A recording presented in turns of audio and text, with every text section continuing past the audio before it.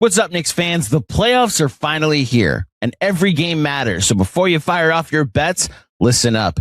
When you bet with Fanatics Sportsbook, you earn FANCASH, up to 10% back on all your bets, win or lose. And unlike points that expire, FANCASH is the true currency of sport. You can spend it on official gear for every team in every league, as well as collectibles and exclusive experiences, all on Fanatics.com. You're getting access to the world of sports every time you bet with Fanatics Sportsbook. And by the way, before every game, you could find our Knicks Film School squad bet right inside the Fanatics Sportsbook app. So if you're betting the game, bet right along with us. Get in on the action and start earning FANCASH today. Fanatics Sportsbook. Winning hits different here.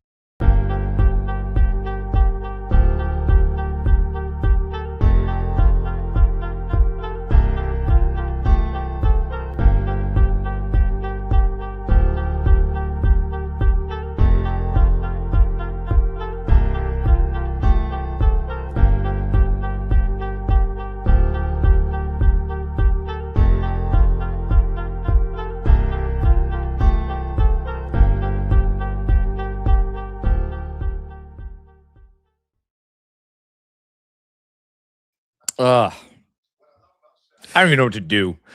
I you should be used to this. You should know exactly what to do. Welcome to the Knicks Film School Postgame Show presented by Fanatics Sportsbook. I am your boy, Jonathan Macri. I am here with DJ Zullo, who I'm very excited to talk to about this game, this series, and this basketball team that is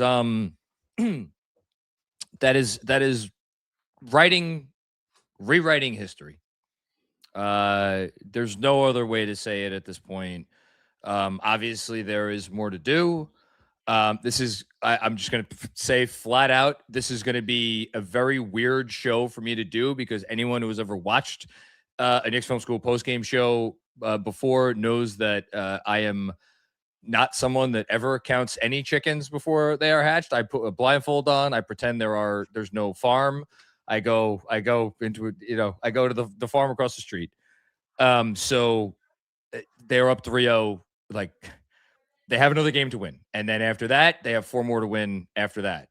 So I want to just start by getting that out of the way and then go back to what I was saying, which is that they are doing something which I don't think we ever thought that this Knicks team was capable of doing. And I'm not just talking about win 10 games in a row, because they've never done that under Leon Rose. Shout out to them finally breaking that curse.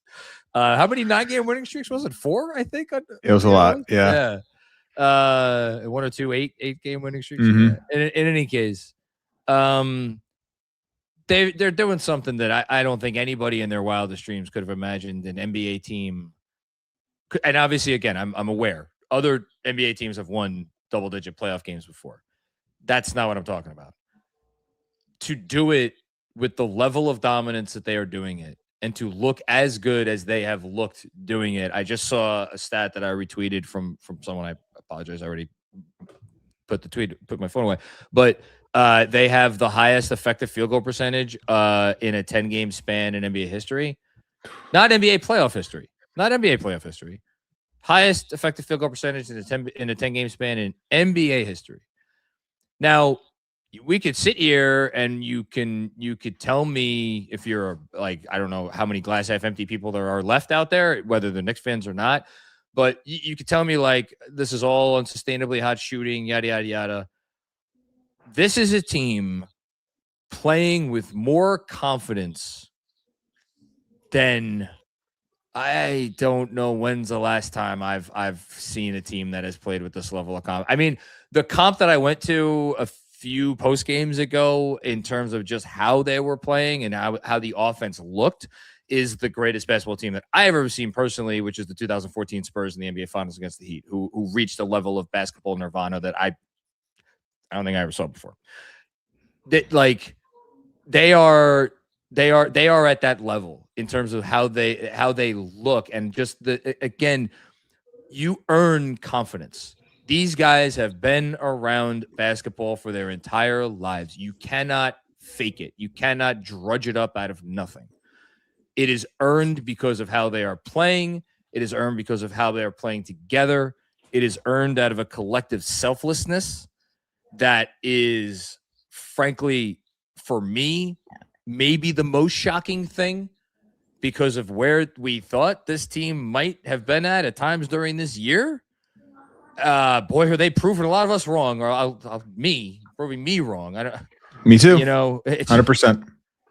Deej, I am in awe at what we are watching.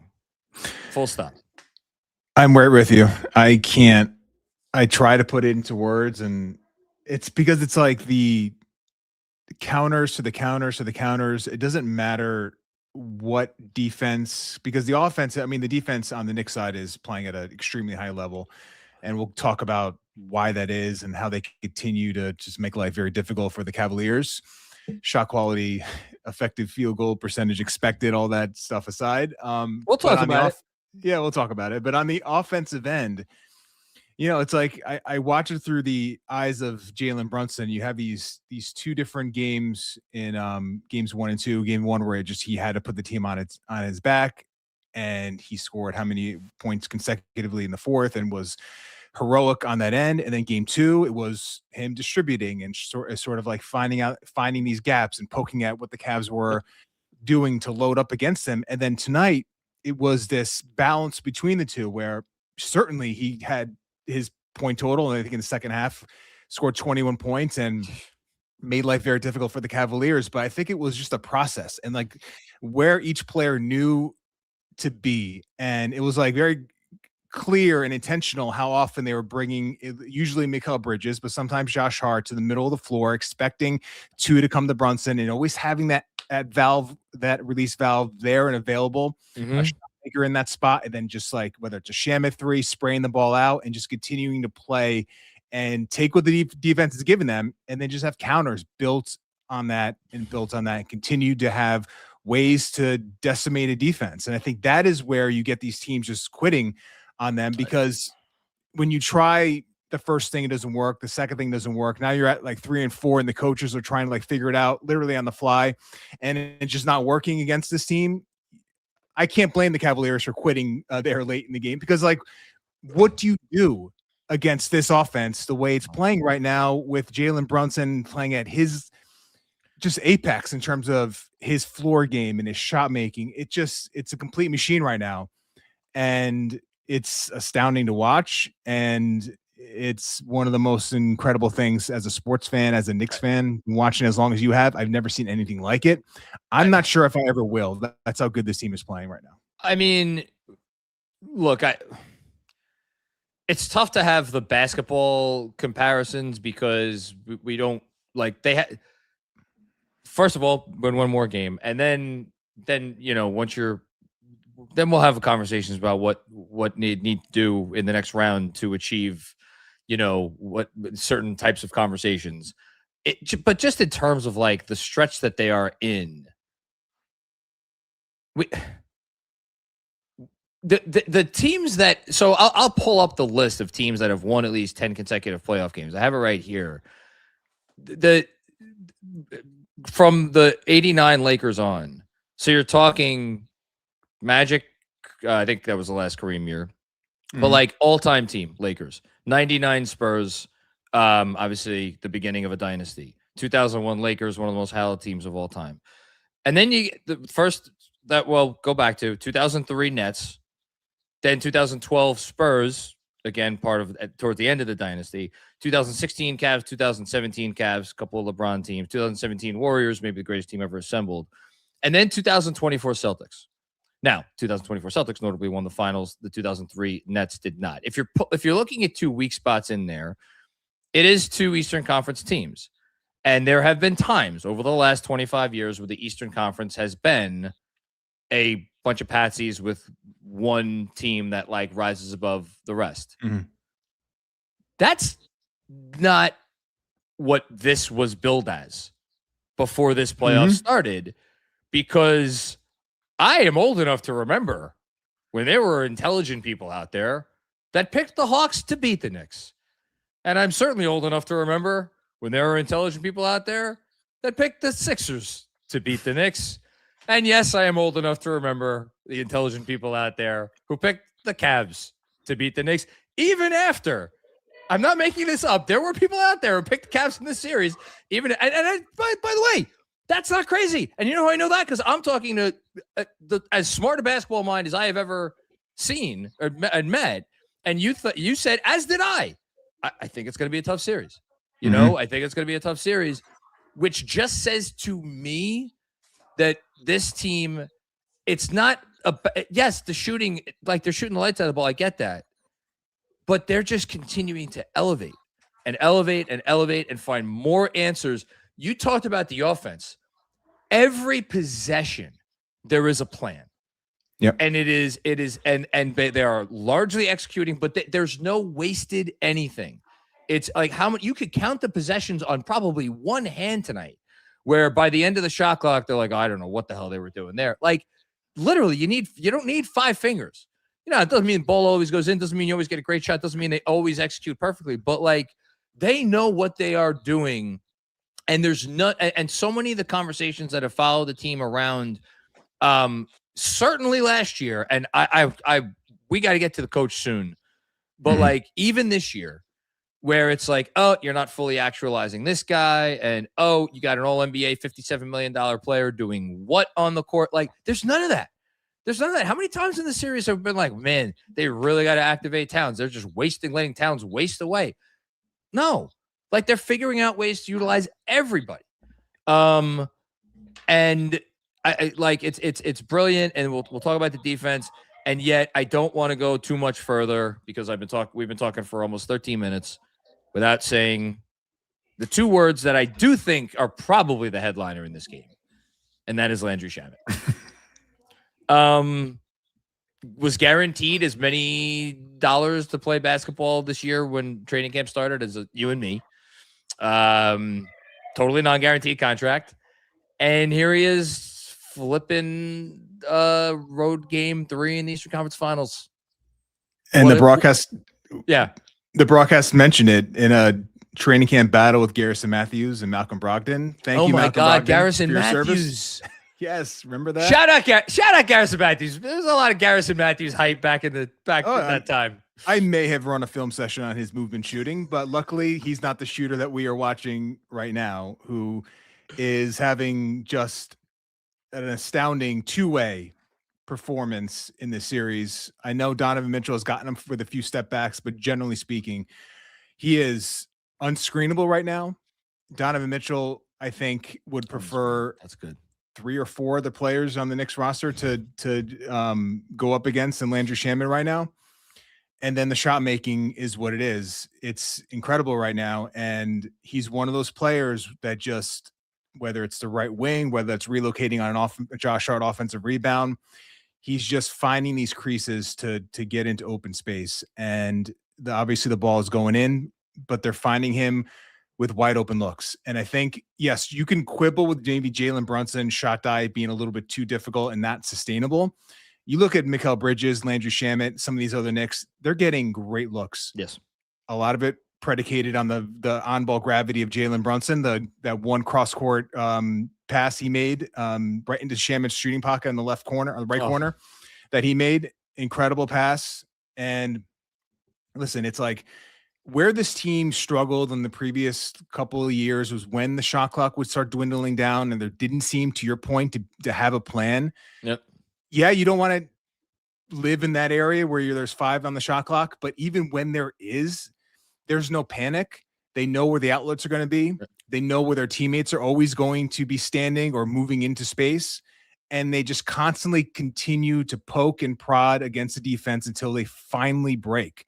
And I think that is what this team has finally figured out, is like, there's so many shot makers on this team. And yeah, you can be bailed out with an OG Anunoby contested 3 at times. Yeah. But if that ball keeps moving and those players keep moving, eventually all those micro advantages are going to open up to a big advantage. You're going to get an open look. And I think that is where this team continues to flourish. And Landry Shamet is just a huge piece of that, because he provides not only the corner 3-point shooting, but the above the break 3-point shooting that is just invaluable to floor spacing. And Josh Hart had I thought a really strong game, but then came out late and they go to this 5-out look and Shamet just the ball pressure and then the 3-point shooting. It's just like, that's like counters to counters to counters. You can just give Landry Shamet these minutes and he can just continue to move the machine forward and eventually run the Cavs over with it. Look, Josh Hart did a lot of Josh Hart things tonight. Both good and bad, by the way. Some of the hard turnovers were hard. Yeah, tough. Yeah, they were rough. But Josh Hart was helping them in the basketball game. Sure. And yeah, I would love to talk about Hart and what the kind of the adjustments they made early in the game, because it wasn't just the shooting, but yeah, he did a lot of good things. I want to get to it shortly, but like when he, so I think actually, if I'm recalling correctly, as you know, my memory is crap. It was OG that came in for Hart. Shamet was already in the game, I think, in the fourth, but he basically went 5 out. Yep. And it was absolutely the right move. And you felt it at the moment because you knew at that point Cavs were going to get desperate and they were going to, lean into the strategy even more. And we have seen at times over the years, like down the stretch of a game where the Knicks have a significant lead, they go fully into conservative mode. And some of the stuff that we're going to talk about in a minute about how they were solving the Allen on Hart issue, maybe they don't go into that as much if they leave Hart in the game. And that conversation was completely taken off the table because we're just going to go 5 out. We're just going to run an offense that we know that they don't really have any great answers for. Mm-hmm. And it worked like a charm. So kudos to him. Kudos to Mike Brown. Just talk about answering questions, man. Yeah. I don't know what other question. I mean, even like tonight, so it's people again. If you zoomed in from like a different planet and you hadn't watched this series, you're like, wait a minute. Mitchell Robinson was the best player against the Cavs 4 years ago. Played 9 minutes tonight. What's Mike Brown doing? If you're watching the games, it's like, okay, I get it. Right? Like, did you have a huge issue with Mitch's minutes tonight? Because I didn't personally. No, I thought he came back to us a little bit in the third quarter, but I thought the first half was just really rough. No issue with it, 100%. Yeah, and the other part of it is like just Cat's been. I know he was 4-9 tonight. I don't care. Cat's been so freaking good. How about 13, 8, and 7 for Karl-Anthony Towns filling up the box and 3 steals and a block. Excuse me, forgot about that. So, and look, if. Again, everybody's going to be mad at me because I'm going to keep saying this. If they close it out, they still have to do. Brunson's going to get the Eastern Conference Finals MVP, barring anything insane happening moving forward, and it will be well deserved. If for no other reason than Game 1, that was an all-time NBA moment. And if he did nothing else after that, but like basically play okay, and the Knicks win the series, it's like he probably is getting it. Mikal Bridges, man, I'll make the joke because everybody's made it to me. Can we send Brooklyn more picks? Because this is just to even that thing out a little bit. I mean, this is the guy they dreamed of when they made that trade. Let me put you in basketball terms. In terms of the role that he is playing, is this basically exactly what they envisioned when they traded for him? I think so, because at least the way I envisioned it was like this, like souped up version of like Mikal and Phoenix, where you get all the on-ball defense, off-ball defense, of finishing, but you get some on-ball creation, and that's exactly what's happening in these playoffs right now of late. Just incredible shot making, and it's with him, and it's what I always. Mike Brown talked about it when he came on board. It was like, he can run, and he doesn't just have the end-to-end speed that is elite, but he just never stops in the half court. And he's just always finding these creases and these openings. There was that one play where him and Cat were sort of like awkwardly spaced in the left corner. He gives it to Cat, and then he kind of fakes as if he's going to screen for him and just sort of cuts back towards the rim, and Donovan Mitchell expected Bridges to actually set that screen, and then you get a little slip to the rim. Cat found him and a layup. And it's just like, there's no play design. There's no X's and O's, playbook that's going to generate that thing. That's just reading the game and knowing where to move. And he's just an elite mover. And it's not just, and again, it's the speed plus the awareness and the floor mapping.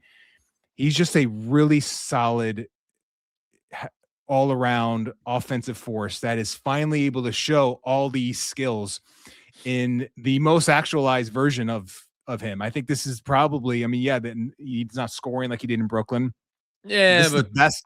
This is the best he's ever played, because the defense, as you've talked about, even when he was struggling offensively since game 1 of the Atlanta series, has been awesome. Well, and that has not relented. And he's now doing it on the offensive end, and just brilliant. Brilliant. Put it this way: a month ago, maybe a little bit more than a month ago. No, a month ago. That contract won't look so hot. Mm-hmm. Now, I don't know a team in the league that if they had an opportunity, like, hey, you could grab Mikal Bridges for, you have to give up something, but nothing crazy. But how you feeling about that contract? I think like 29 other teams are probably looking at it and be like, we get that for around $40 million a year. Okay, sure. That guy's going to help us win basketball games. Put him on Detroit right now. Oh, Jesus Christ. I mean, they're like, do we have to trade 5-6 first-round picks for Trey Murphy? Wait, hold on. Put him on Cleveland right now. No, I mean, look, I'm sorry, but like they've been searching for that position. Yep. They've been searching for that player for however long, and they have not ever really solved it, which is, we're kind of seeing that, play out before our eyes. Or the alternative, talk about put on Cleveland, OG Anunoby. I always feel like OG gets shortchanged when he has these like quietly dominant basketball games, and you're like, quietly dominant. Yeah. 21 points on 10 shots. What I was thinking though, when you were talking about, you might get bailed out by an OG, like late clock 3 with like that's semi-contested. That's why he got the biggest contract in the history of the team when he got it, because you do pay for, right? Yeah. You do pay for that. And then to say nothing about the defensive stuff. By the way, does he look all the way back to you yet?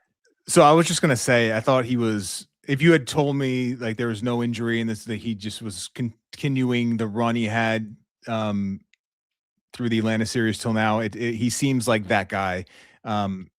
Maybe the explosiveness and transition is not quite all the way back, but I thought defensively he looked like himself. I thought he shut down 2 or 3 possessions early on Cleveland, where he was on Allen to start, and it was interesting. Brown, I don't know if he's trying to throw Cleveland off or he's trying to give OG a break, but he's kind of changing up that matchup.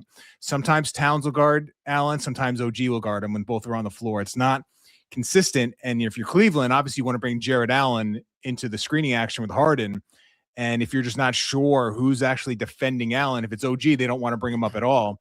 I think it's an interesting chess game that he's playing there. But when OG is guarding Allen, he's able to roam a little bit. He's able to protect. And I thought he was really good early to kind of shut down some possessions where Cleveland seemed to have an advantage early. And you saw Cleveland's offense kind of sputter out of the gate. I thought that was primarily OG being the all defense level player. And obviously he was named to the all defense second team. Congratulations. Today. Congrats to him. That was obviously well-deserved honor for him. And then offensively, he had a couple step backs against Mitchell where he just rises up over the top. It felt like a really short period of time back to back. The 3 was a right wing 3, kind of at a standstill over Jared Allen. Just a consistent. I think that was over. Was that to make it 110-93? That was felt kind of like the dagger almost. Yeah, that was with Mobley. I think had a hand in his face. Yeah, okay, thank you. Yeah. But it was obviously a big time shot. And I mean, it seemed like in game 1, he wasn't comfortable shooting the basketball. It's really important for this team, if we're going to look ahead, for the shot to be close to what it was pre-injury. And it just looked good tonight. And I think that's a huge thing for this team moving forward. Stick with the defense for a second. Yeah. The thing that, other than Landry Shamet just hitting every 3, that stood out to me the most in the second half of the game in particular, I thought they were good in the first half. I thought their level of execution guarding pick and rolls in the second half was as good as we've seen it. I don't know if that's too lofty a praise, but I just could not get over the timing of every step was timed perfectly to cut off those actions as well as possible. And like yes, we could talk about the Cavs had open threes that they missed. Okay. You have what in Harden, a guy who even at this age is still like one of the craftiest ball handlers around. And then in Mitchell, like, I don't know that there are three guys better off the dribble in the league in terms of just being able to get and penetrate into the teeth of the defense. So like these are real challenges. Like you are going to give up. Like this is the Cavs offense is too good of an offense for you to just be like, oh, well, we can't give up anything. Like, no, you're going to give up stuff. Mm-hmm. It's a matter of what you give up and like, do you at least make the stuff that you give up somewhat hard? And I look, you can't say enough about a defense that has Jalen Brunson on it. And look, I think Jalen Brunson defended well in the series. I think he has to. Yeah, but like that's a spot to pick at if you're Cleveland, and they're trying. Yep. They're trying to pick at it. They've also tried to pick on Cat here and there. I don't know how well that's worked. Well, it's interesting, and this is the dilemma Cleveland has, is that obviously Brunson is the one guy you want to pick at, but that's not how Harden wants to play. Like he wants the big to be up. Yes, he does. Yes, he does. Right? And now if you're Mike Brown, okay, this is where the gamesmanship comes in. OG Anunoby, as I mentioned earlier, spends a lot of time guarding Jared Allen. Okay, so now if you're Cleveland, let's bring Evan Mobley up. I think one of the biggest keys to the Knicks defense is that Evan Mobley's lack of ability catching in that area. Like he's just not right. He's just not doing enough to make the Knicks pay, whether it's popping out for three or more. I think more dramatically is when he gets into the paint with the ball. And it's funny when we talked about the series a few years ago, like that was where the Knicks were like, all right, Evan Mobley catching in the short roll is what we are allowing. We're going to be okay there. And the thought was Evan Mobley, a few years older, more skilled, is going to do more in those 4-on-3 advantage scenarios. He's not doing enough. I know he scored in the 20s. So 24 points on 18 shots. That's actually better than he was good from 2-point range. When he took twos, it was good because he was only 1 of 6 from three. Now the 1 of 6 from three is a separate issue. And like, I think always part of the theory of the case with Mobley was those threes were going to become more of a weapon. And it just hasn't really ever fully gotten to that point. Here are the numbers though: 5 turnovers, 2 assists. That number needs to be flipped if you're a Cavs fan. And just really quick on that, Harden, Mitchell combined 9 assists, 11 turnovers. I just saw that now. That's insane. I didn't realize Harden had 6 turnovers. I thought he was having a good game as we were watching it, and you can't. That's too many. Yeah, and I thought Harden specifically in the second quarter was really hard for the Knicks to contain. Spent a lot of time in the paint. 100%. But I just think he needs that pick and roll partner, and at this stage, it's now a requirement for him to be a lead ball handler and to carry a really good offense.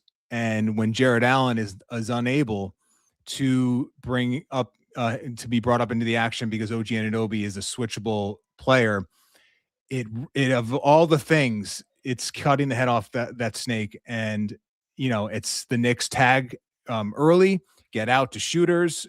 I thought, especially second half in game 2, the shots actually weren't that good for Cleveland. I think if you look back into this one, I thought Cleveland hit a bunch of really crazy contested threes. In general, I thought the Knicks 3-point defense was very good. And it starts with they don't need to freak out when Evan Mobley catches the ball on a 4-on-3. And they're not. And that's a big piece. They're not. They're very disciplined. They're not panicking. The part of that's an Evan Mobley issue, but part of that is a Knicks discipline advantage and ability. Yeah, and like it's funny, the role players got a lot of shit in game 2 for not hitting open shots. I'm looking at the Cavs bench right now. Strus 4 of 11 from 3, Merrill 2 of 4 from 3. Tyson missed his only 3, only played 9 minutes. Short only played 9 minutes. He made his only 3, but still, your bench guys went 7 of 18 or 7 of 19. Excuse me, 7 of 19. That's about 37%. Yep. Like that's what they shoot at home. It was the other guys like Harden and Mitchell, and like I'm sorry, I didn't think Harden got great looks from deep. And I didn't think Mitchell got great looks from deep. Mobley got good looks, but again, that's part of the calculation. By design. Yeah, that's by design. Let's talk about the offense. I'm going to give you the ball and let you run with it. So talk to me about Josh Hart and how they made that work. Well, speaking of running, I thought that to me was like the biggest spotlight I want to hit is like how this team was running early in this game. Oh, and wait, the stat of the game. Hold on. I didn't even check what it ended up at. Mhm. Oh, it ended up 17-4. It's fast break points. Fast break points. And I think that number is going to be really much higher if you include transition, where you don't have a set defense, but you're scoring in that scenario. This was, again, where the Knicks have these options, like the poke and prod. This was a clear intention for them to get out and run off makes, which is not traditionally what we've seen this team do. It was so egregious on the Cleveland side about how they weren't getting back, but it felt like they were just caught off guard because it is just not something you were going to game plan against. The Knicks catching the ball off a make and inbounding the ball, and within 2 seconds are at the rim. That is just not a thing that you go into a Knicks game. Of all the things you have to sort of like put on the whiteboard, that I guarantee that's not. Maybe Josh Hart is the guy you want to contain, but that's typically not an area where you were going to be that worried about. And it felt like the Knicks came out with intention to put the screws to the Cavaliers in that area. Cat got a trail 3 out of it. Hart had some obviously nice finishes. Bridges. It's just a complete showcase of like where this team can dominate offensively right now, because it just wasn't all in the half court in that first half.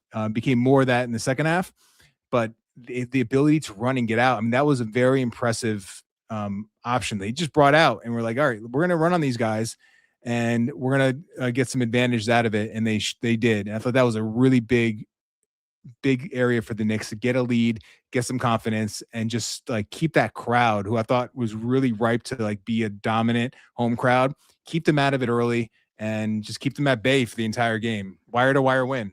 It was, they credit the Knicks in terms of the crowd stuff. Came out first quarter right off the bat, like quieted the crowd a little bit when I think what did they get off to a, hold on, I think it was 9-1. Yeah. So took a little bit of the juice out right away.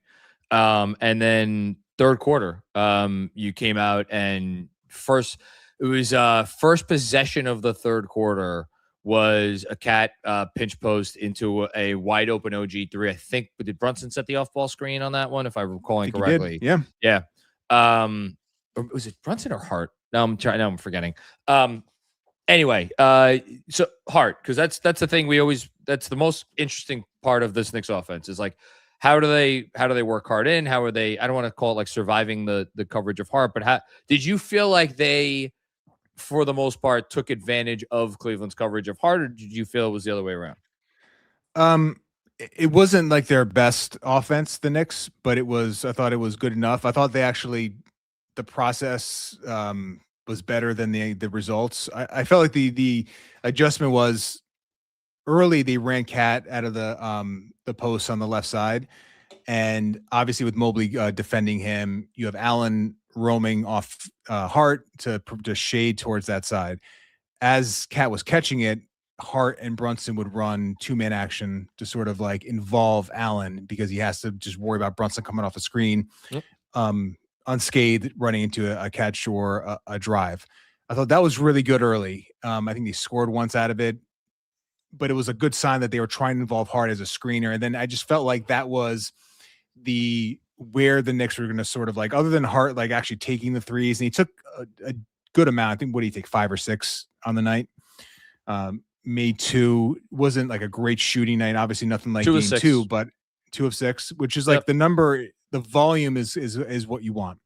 But you know, it's the options. It was like, if you look at like when Hart was on the court and when Allen was on the court, it was probably, if I had to be fair, like the lowest like level I thought the offense was running, because it's just really, it's still, a team isn't like, this is not how they want to operate. They want to operate in a way where you get the 5 on Cat and then everything sort of opens up. Ideally, I thought their process though, into sort of involving as a screener, not just on ball with Brunson, but off ball in ways to sort of like get Allen moving side to side a little bit to prevent him from just loading up and just being a stationary defender and just absorbing the paint. I thought that was a good adjustment.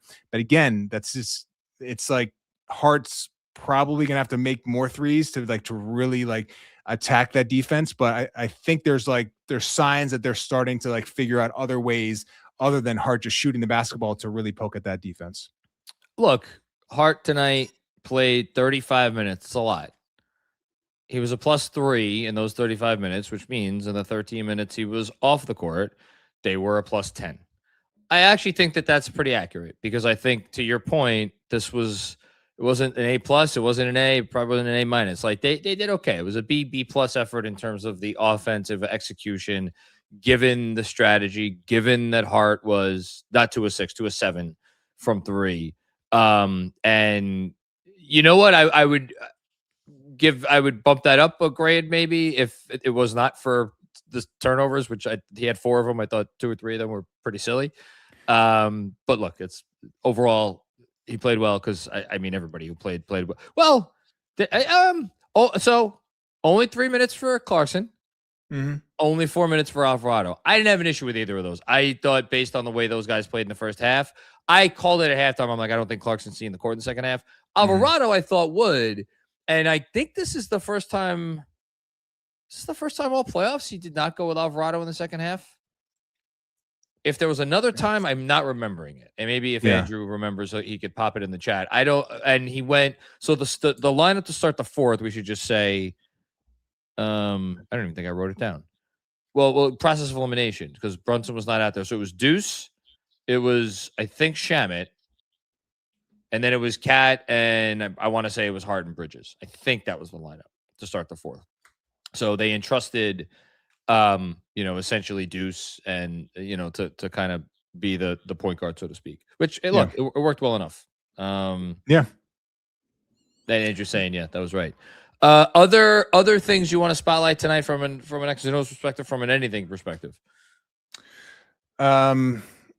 Defensively, I just think Cat continues to sort of do everything you'd expect and want a center that's sort of propping up like a really good defense or being a part of a really good defense. Like he's doing everything that you can really ask for.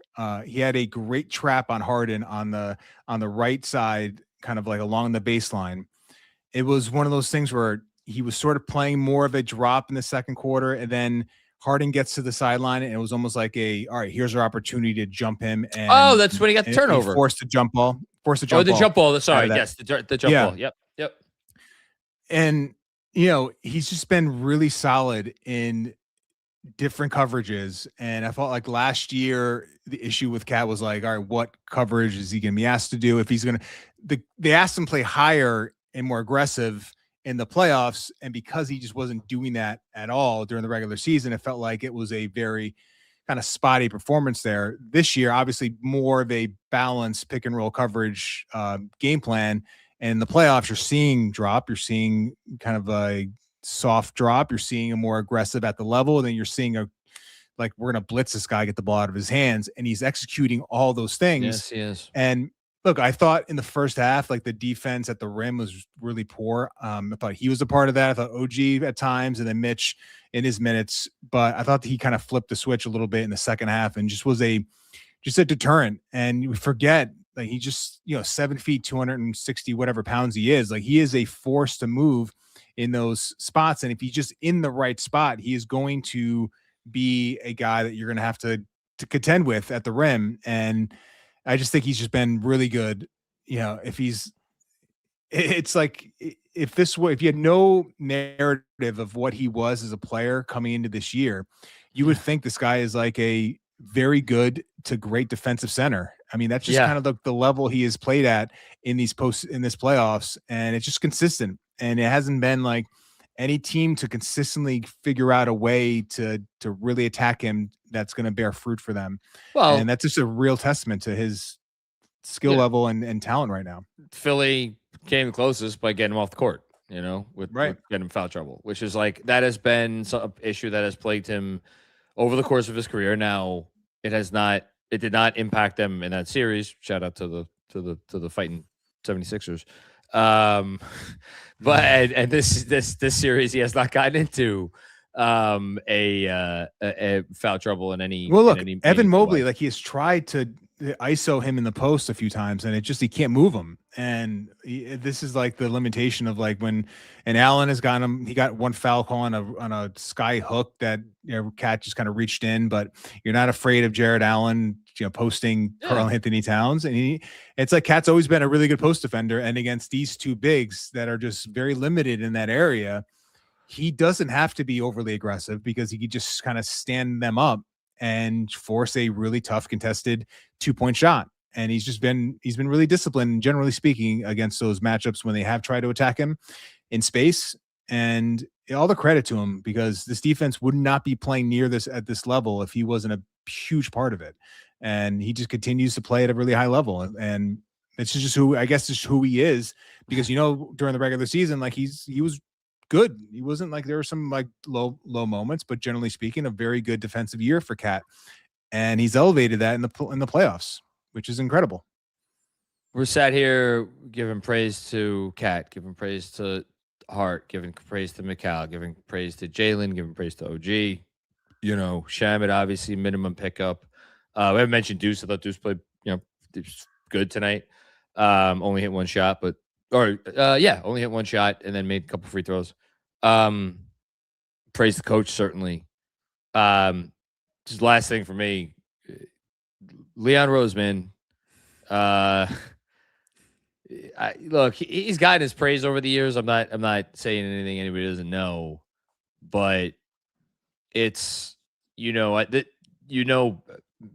me well enough to know that like the part of the game, the part of the sport that I find most fascinating is the team building machinations and the different pathways taken and not taken, and trying to zoom out and see the stuff from 10,000 feet. And then you zoom into like the micro moves and all the little stuff.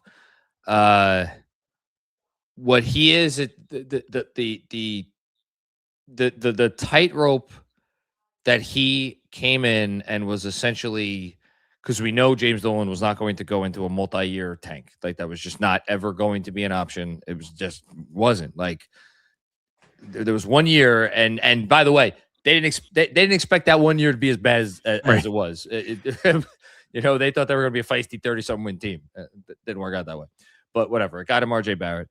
So that was not an option. That was not an option, and so it was like, all right, how do I take a team that has, I don't want to say the least talent in the league, but like in terms of the assets, I would argue bottom 3 in terms of their asset collection of players on the roster.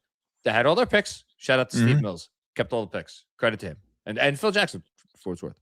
But like in terms of players on the roster, and elevate that without tanking for a star to a team that is now, again, doing something that,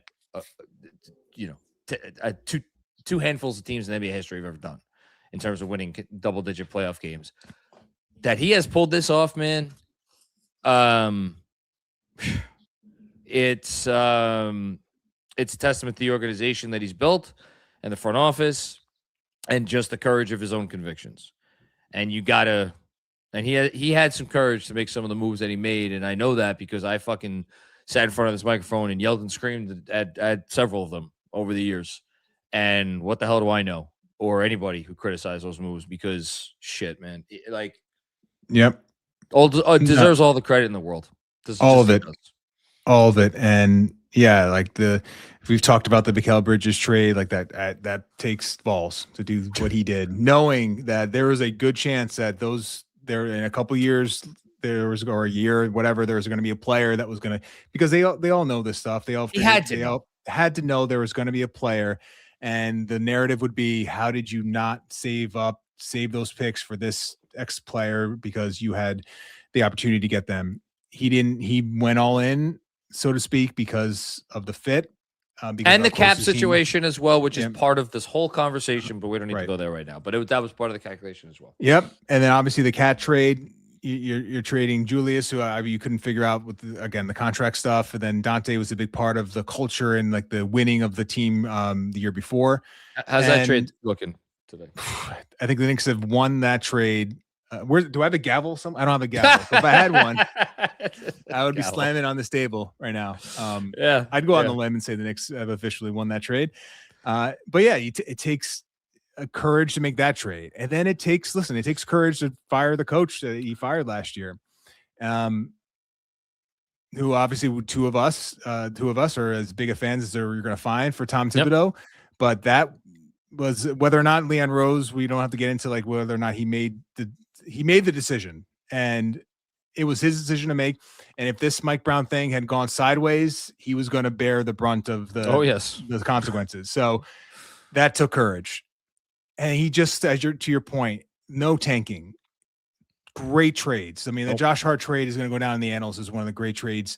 Listen, if this team does the thing that we're all like thinking about, but we don't really want to say out loud, like that's going to be one of the great trades that in the last like 30 years. I mean, that is a all-time trade. Yeah. Yes. We're almost, we're not there yet. We're getting close. Getting close. So he has been an incredible sort of stabilizing force in some ways, but also like pushing this team in ways that has gotten them to the ceiling that maybe, we didn't think was there. I'll first to admit, I didn't think this team had this ceiling to compete for a championship. I didn't have the vision to see it. He clearly did. And his players and his coach are rewarding him for that belief and for that trust that he put into them to bring this collection of players in, who you only do that if you think that they can win the championship. And they're proving him right now. And look, they have not won that championship yet. And I don't know that they will. And I don't think I'm saying anything out of line. I don't think anybody, I don't think either of us are putting that cart before the horse, because I don't know what's going to happen over the next however many games. My guess is it's going to be 4 more games in the Western Conference Finals, because these teams are just relentless. But like, watching OKC last night to go down 15-0 out of the gate and come back and win going away without, whether you want to call him the second best player or third best player, but an all NBA level player. Like, you want to talk about a team that all the things we're saying about the Knicks tonight, you could say all those things about Oklahoma City too. Like that is they are a bear. And I don't even know if it's going to be them, because that other team in San Antonio's like, they're not out of this yet. Like, but whoever it is, that's going to be such a hill to climb. But to build a team with a legitimate chance, and they have a legitimate chance. They have an absolutely legitimate chance to go in there and play their brand of basketball and see where the chips fall. And that's all any fan could ask for. So, look, get one more win. Yep. It'd be great if you close it out in Cleveland. I mean, sure, why not? I would sign for that. And I wouldn't put past them to do that, to close it out in Cleveland. Neither would I. No, I mean, that is whenever you hear you hear a cat talking during the game, to Lisa Salter, and he's saying, "Listen, they were up at the time, but we're not up enough.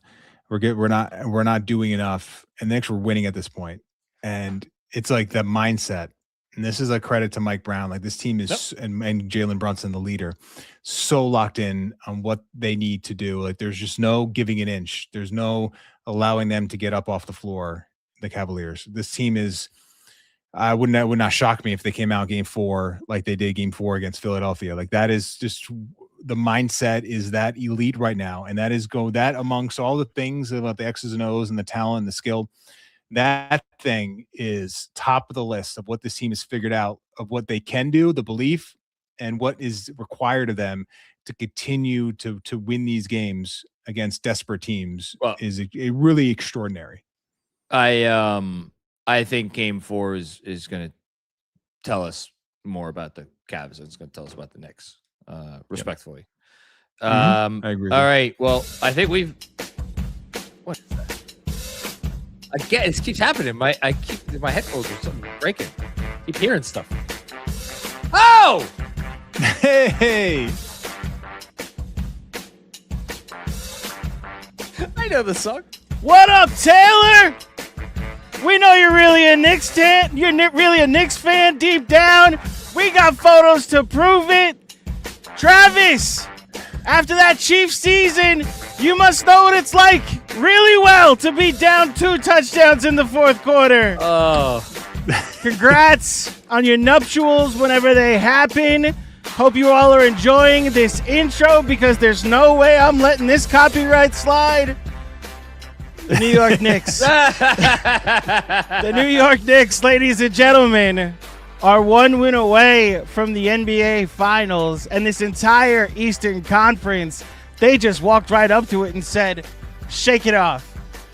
No match for this dominant basketball team. Sure. A stat for you gentlemen. Yes. The New York Knicks are currently at plus 234 this postseason. The 2017 Warriors were plus 230 in their 17 games. The New York Knicks now have the highest point differential during a postseason in NBA history. Man. Keep picking against them, Bontemps. We got you on the record. He didn't pick against him in this series, did he? He said the finals. He Listen. spent 40 minutes interrupting you and then said, I'm not going to pick him in the finals. Don't worry. Okay. Guess what, Bontemps? We're coming for you next round. You know who I want to get on the pod next is Nick Friedel. Nick Friedel. After Don't believe in Cat, right? You'll just never believe in Cat, right? He's never going to believe. Well, they're going to make you believe, as this team and this franchise has made us all believe. Look at this hat. Shout out to the NBA Cup. That wasn't just a regular season accomplishment. It was a premonition. Little tune-up. Oh, my goodness. It was a tune-up. It was a preview. It was a cold open, Knicks fans. It was a warning to the rest of the NBA of what April, May, and June will look like. Oh, shit. Shout out to the 10 games in a row, fellas. Not just playoff wins. They actually got a 10-game winning streak. Fellas, I don't know what's they more impressive. finally got to 10. I don't know what's more impressive, being a game away from the finals or getting 10 straight wins. I honestly, it might be a toss-up at the moment. Look. This is freaking wild. We're having fun. I obviously don't have much smoke for Cleveland. Other than, in fact, I'm going to bring Kev on for this one. Bring Kev on for this one. Hold on. We haven't done this in a while. Okay. Kev, help me out. How many wins, how many points have you scored in the conference finals? Listen, I've been working hard, trying to do my thing out there. You know, put in the work in practice. And Ball's just not finding you, right? Yeah. And yet, I've scored 0 points. Okay. DJ, how many points have you scored in the conference finals? No, I've had some good looks, but, I Sam Merrilled a few of those, so a 0 for me, too. Okay, John, how many points have you scored in the conference finals? Same amount of points if I was alone in an empty gym at this age. Okay, 0. I, too, have not scored a points in the conference finals.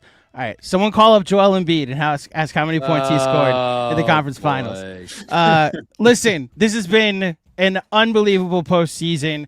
The beauty of it is that every team that we're massacring had just got off of enjoying their ceiling, and then suddenly Daddy came home and said, "Actually, that was cute, but we've got bigger fish to fry." So, congrats, Cleveland! You finally got to the conference finals without LeBron, and now you get to get him back next offseason. It's going to be so great that Cleveland is the home of the LeBron farewell tour. He ain't going there. I'm calling it now. He's not going there. John, call it. Fine. I don't care. Cleveland, the preseason favorite of the Eastern Conference was. They were the favorites. They were the favorite. A slight favorite. It was basically a toss-up in my heart. Slight. They were. Our friends at Fanatics Sportsbook basically made it a toss-up. But as far as I'm concerned, promises made, promises kept by the New York Knicks during the best playoff run I have ever seen. All you haters gonna hate. Can you know what to do to yourselves? Okay. That's a great job by you. Thank you. That's a great pull. By the way, Taylor. I will say we do have some. Wait, go ahead. Finish. No, go ahead. No, DJ, I'll talk to Taylor Swift later. What do you got? Well, I was going to say, there was a breaking news. Kenny Atkinson has petitioned the NBA to take into account shot quality, not the actual. Okay. These games. Look at you. We don't know if the NBA is going to take them up on that, but that petition has been sent to the league, so we'll have to see how that gets adjudicated. So shout out Kenny with the shot quality. We're all in agreement, right? Taylor Swift was just like being a good fiance, but was secretly like rooting for the Knicks courtside tonight. Like the Knicks wedding present is going to be like championship merch that they send to the Swift-Kelsey wedding? Right? We're all in agreement? That's where this is headed? That's what the Knicks are doing? Okay, good. Sorry, not Cat. Donovan Mitchell was asked about hearing "Let's Go Knicks" chants in Cleveland. I'm from New York. This doesn't shock me. They do it in every arena. That's how Knicks fans are. I was one back in the day. He has never gotten over the trade that didn't happen. I will go to my grave believing that he has never gotten over it. Rough week for Donovan Mitchell. The Knicks are making it so he still has not won a game in the conference. Look, I got to be honest with you. Hold on. The bit I was going to do before I switched it up to Embiid was the how many games have we won in the conference finals. Guess what? Donovan Mitchell hasn't done the same. But as a fellow Mets fan, I know how bad Donovan Mitchell's week has been going, as he is a Mets fan, and they have decided that their season is also going to end the same week as the Cavaliers. So, I understand, Donovan, what you're going through this week. But regardless. Listen, I bet to Cleveland. I don't blame him for still feeling salty. Indeed. Okay. All righty. DJ, I think we're going to bid DJ to do? DJ, thank you so much. We look forward to your analysis in the future because I think I'm just safe to say it. There's going to be more post games for DJ to contribute to in June for the first time in Knicks Film School history, for the first time in a long time. No, they played June last year. No, they didn't. Last game of the series was the 31st. Was it really? Yes. Oh, I know this because of metrics, but that's just me. No, I'm sorry. I think they played. I literally had to send the June report, the May report, and it wrapped up. Maybe it's because the last post went into June. Was that it? Again, the 31st. So it ended in the morning, but it counts for May. Trust me, I tried. Yeah. Okay. Anyway. Yeah. Thank you, guys. You're the man, Deej. Always feel so fortunate to be able to pick your brain after games like this. I love doing it. Thank you, guys. I appreciate it. Hell yeah. We'll see you. Okay. So let's yell at Jalen Brunson for something. Okay. Oh, yeah. So here's the deal. Jalen Brunson, I made the case that we should probably take him over a lot of all-time greats on the last post game. Yes, you did. Kev, you know who we're never going to take Jalen Brunson in? A squad bet for threes because he's 2 for 20 in this series from three-point range, or 2 for 17 from three in this series. So we're going to go over our squad bet. But we got a twist on it today. So we lost our squad bet. For those who don't know what a squad bet is, presented by Fanatics Sportsbook. It is the smartest way to parlay. You pick a target, a category and a target, and then you get 3 to 6 players to reach that target. So the category we chose was 3-pointers made. The target was 10 with Jalen Brunson, Karl-Anthony Towns, Max Strus, Sam Merrill. The Cavs had 7. Karl-Anthony Towns had 1. Jalen Brunson had 0. So we fell just short. But here's the deal, John. Yes. Even when you lose, you earn FANCASH with your bets at Fanatics Sportsbook. And I believe you just earned something with your FANCASH. Did they or did they not send you something that you got with your FANCASH? Can you show it off to the people, Mr. Macri? So even when you lose, we've been losing all these squad bets, but here, open up the shirt. We've been losing all these squad bets, but earning FANCASH the entire time. New York versus everybody. And this postseason, everybody loses. So to the Knicks. Yes. Well, I would hope it would be to the Knicks because that'd be the only reason. Those are the only games I personally care about. So yeah, even though we didn't win tonight, you could still win and earn your FANCASH and get something from the Fanatics merch store, which may or may not have Eastern Conference Championship merch readily available after one more win. Shout out to Memorial Day. That's going to be fun.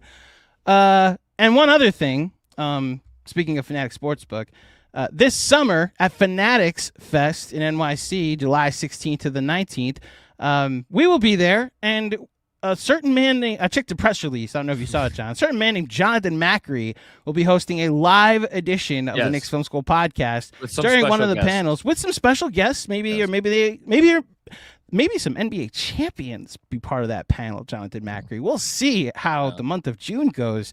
But we have a code or something? They got 20% off? You know what, John? It's not your first rodeo. Not only do we have a code, it's activated because the Knicks won tonight. There Knicks it is. I knew 20. it. Use that for 20% off your ticket purchase, single day purchase, Thursday, Friday, Saturday, Sunday. I believe our show is going to be on Friday. Or just get it for the entire 4 days, and you could hang out with the best sports fans in the world during the best sports convention in the world that weekend in July, if the city is still standing after what the Knicks fans do to it after potentially winning an NBA championship. Okay. I got through it all, but I don't want to. John knows this, and anybody watching the watch along knows this.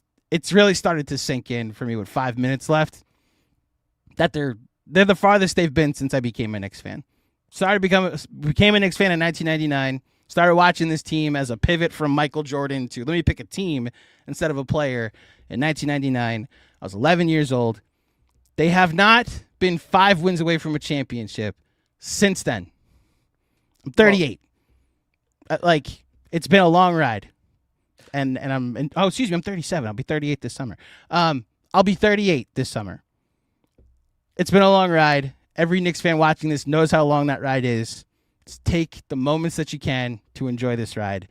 One more win, and we can spend a full week enjoying it again. So I was about to say, listen, if they lose on Monday, I'm not going to hold that against them. If they, go home, win in Game 5, that'd be fine. Please don't make this go past 5 games, guys. And I don't think they will, to be very clear.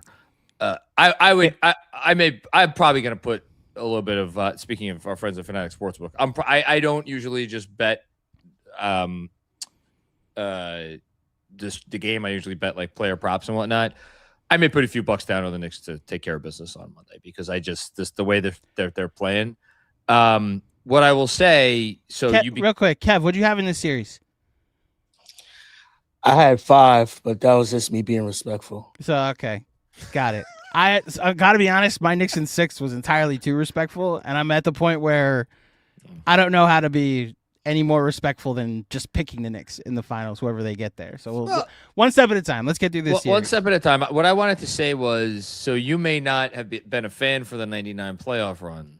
I was, and I still remember it like it was yesterday. It was. Wait, what happened? I just said I was a fan for the '99 playoff run. That's literally the whole point. Is that's the year I started following the Knicks because Michael Jordan was gone. But then this isn't the closest to a championship they've ever gotten, technically.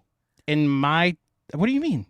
You just said in my time as a fan, this is the closest they've gotten to a championship. This is the first time since then. Oh, I didn't. I didn't. Okay, are this close from a championship? I misheard you. Excuse me. Okay. Yes. The point that I was going to make, and what I will make now, is again having the '99 season and the '99 playoff. Well, not the '99 season. The '99 season sucked. The '99 playoff run, having been a formative event in my upbringing as a sports fan, as it was you, they may have gotten technically within 3 wins of a championship that year. They were never within any number of wins of actually winning the damn thing because there was no universe. With all due respect to my beloved Latrell Sprewell and Marcus Camby, who played out of his mind, and Larry Johnson and everybody else on that team, there was no way that they were actually winning it all because that team just did not have that level of juice. Not against that Spurs team, who was really good. This is the closest the Knicks are to winning a championship since 1994. And that is the only team that you could say since 1973 that has been as close as this team is to winning it. And this team is better than that team. Now, I think whoever comes out of the West will be better than that Rockets team. And Hakeem, forgive me for saying that because I have all the respect in the world for Hakeem Olajuwon. But that was Hakeem Olajuwon and the Hakeemettes, that Rockets team. They ain't gonna be facing anybody in any Ets in this finals. Kev, what's your origin story? Your Knicks fan origin story? What's your first year? Bro, I'm late 80s. So you go like that squad? far. Okay. No, I'm sorry. Like I always say, I remember the Trent Tucker shot. Okay. So oh wow, that's what watching year? that live. That's 89, 88. Yeah, I forget. Yeah, Well, they changed the I think rule. it's 89. So, so the Bomb Squad was I remember the year. 94. The Bomb Squad was 90. No, the Bomb Squad was 89. Bomb Squad was 89 because they were 3 seed and lost to Michael Jordan You in remember the Chicago this Bulls. shit. John, I'm good at like 4 things. I know. This is one of them. Nah, that thing is crazy. Yo, you're a psychopath. 88, 89. Yeah, 89 because That's the year, yeah. they were they made the conference semis as a 3 seed. 2 or a 3 seed. No, they were 2 seed. That's right. They were 2 seed. Michael Jordan, never heard of him, and the Chicago Bulls were the 6 seed. They beat the Cavs to advance to the conference semis. Beat the Knicks in 6. That's correct. Went up 2-1 on Isaiah and the Pistons. And then something called the Jordan rules were invented. And then the Pistons won the final 3 games of that series and then won their first championship. And then Jordan had to hit the weight room. Yes. And then Scotty needed to hit the weight room the following season with the migraine game. So. Yeah. But it go back to that's like the year. I remember 94 like way more clearly where I was like yelling and screaming. I don't think we've ever seen anything like so this. This would be your 3rd finals then. Yeah. As a Knicks fan. Okay. Yep. Just to put in perspective, I mean, look, this was way before I was watching basketball. They attempted 1,001. I love how this is where we're ending this monologue portion before we get to super chats. But really quick, they attempted 1,147 threes that season. The next closest team was more than 300 3-point attempts behind them at 824, and they were more than double. This is freaking insane. They were more than double the team that finished 11th or 12th, excuse me, the Bucks at 567, and there were 25 teams in the league. That's crazy. They earned that nickname, man. One last photo from tonight, and then we can get to the super chats. My favorite snapshot. I just tweeted it out. Some Knicks legends in the building: Patrick Ewing, John Starks, Allen Houston, all in the building as the Knicks built their 17-point lead with 5 minutes left. Clyde over there. That's Clyde? Yeah. Is that Clyde? Oh, next to Clyde. I didn't even realize. You missed Clyde. With Leon Rose, bottom left, if you can see his head poking in. Wow. I didn't even see him there. Yeah, this is for the 15 guys on the roster, on the bench. I'll be back in 30 seconds. You're good. This is for the 15 guys on the bench, on the roster, Kev. This is for, this is for all of us, the fan base, but this is for all of them too. These Knicks legends, and it's just really cool that they get to be part of this too. Okay, John left. They showed Ewing on the telecast. I guess it was after that moment, and like he had to sit back down, and it took him like a good them knees, man. It took him a good moment. It took him a minute to actually get down.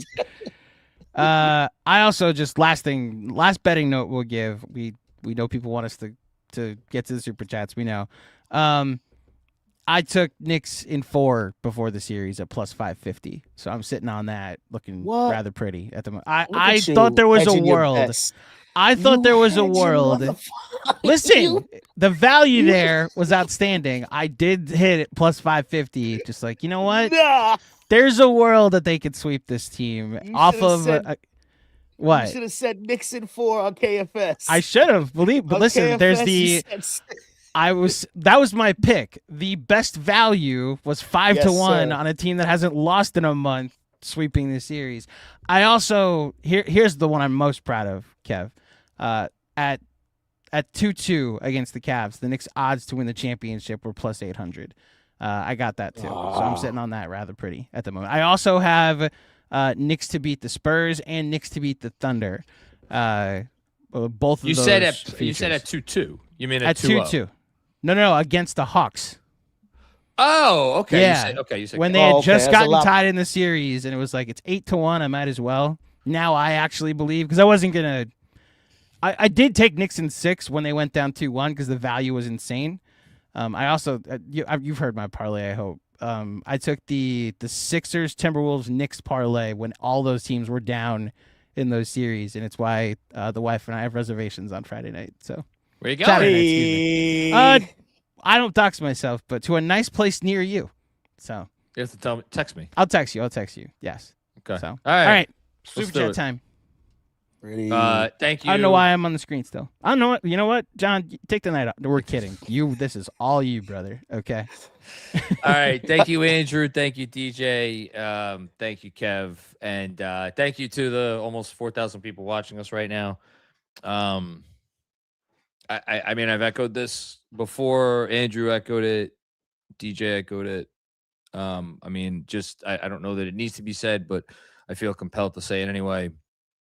This right now, the feeling that you have at this exact moment, sitting, wherever you're sitting in the middle of a Memorial Day weekend, an unfortunately rainy Memorial Day weekend that is, probably ruin some plans.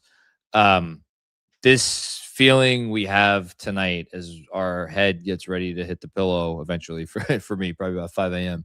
This is why we do what we do. This is why we put ourselves through the ups and the downs and the pain, and it is real pain. It is real pain because we love this shit. This is why we do all of it, for moments like this, for opportunities like this, for chances to say we have stuck with this team through thick and thin. And I mean the thick and thin of the last 25 years. And I mean the thick and thin of the last season or two. And we get frustrated, and we get mad, and we get angry, and we want to trade everybody. And to quote the great Benji tweet that he went back to again tonight, we want to trade everybody and fire everybody and blame everybody and the whole thing. But we do not give up. We do not give up. We do not give in. We stick with it. And we keep rooting. We are there for the next game, no matter what. And this is why. On the chance that maybe one of these years you get to see something special happening. And this is the most special thing that I have ever witnessed as a Knicks fan. And dare I say, this is the most special thing that I've ever witnessed as a sports fan, at least when it comes to one of the teams that I root for. So, and I'm 43. 43. So let's hope it keeps going. Let's hope they close this thing out on Memorial Day. What a nice Memorial Day present that would be. And let us pay our respects because they deserve it. So, yeah, let's get to the Super Chats. Here we go. And we're starting off with a doozy. I saw this one when it got posted, so I knew it was coming, and yet I still am like, talk about living in the Twilight Zone, living in the Matrix, waiting to be pinched and woken up. Snake River Roasting Company. So for anybody who doesn't know, this is Meki's coffee company out in Wyoming, which has become an unofficial sponsor of the Knicks Film School Postgame Show. Thank you, Snake River. Anyone else having flashbacks from all their experiences as Knicks fans through the years? I remember getting excited watching Bill Walker destroy the Mavs while on vacation towards the end of the season. Games with my late mom, rest in peace. Emotionally connected to this team, to the fans. Thank you to all the traveling fans. This is a season to remember. Let's go Knicks. Take those one at a time. So the traveling fans, I have traveled for a Knicks game before. I've actually traveled to Cleveland for a Knicks game before. I've told the story. I traveled for Stephon Marbury's first game as a Knick, when he played against LeBron James and lost. But to, just as an adult with like kids and a lot, just always too much shit going on, the notion to drop everything and travel to a different state, let alone a state that you might have to take a plane ride to, and then that's to say nothing of the amount of money it costs to buy the tickets. I understand they're not as expensive as Knicks tickets at MSG, but still expensive. We said it all postseason. I've said it for years. It's the best fan base in sports. It's the best fan base in sports, and you can tell me that there are larger fan bases in sports, and that's fine. Those large fan bases have paid off their fans' dedication more than the Knicks have over the last 25 years. I know the last 6 years have been great, but before that, it was tough times. And nobody ever, again, to the theme I spoke about a minute ago, no one ever gave up. No one ever gave in. To retain that level of fandom, it's the best fan base in sports. And we've been showing that the whole postseason.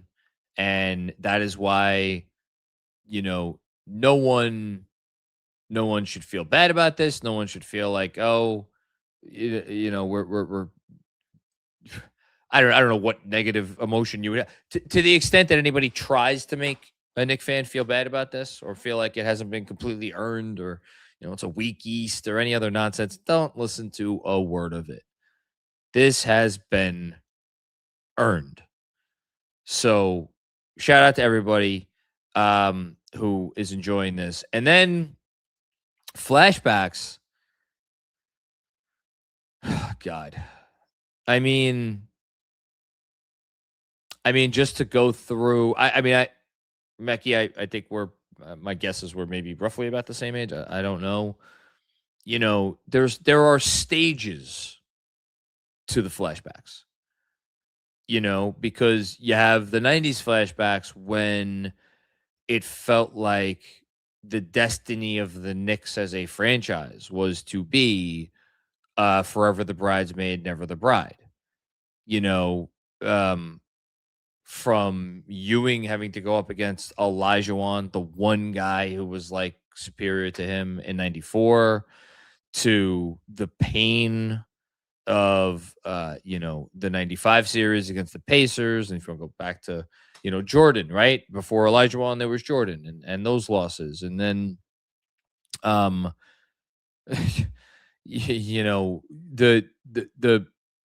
always being someone better down the stretch of the 90s and never being in that upper echelon again because you kind of missed the chance. And then to come from that and where you think, oh, well, this is painful.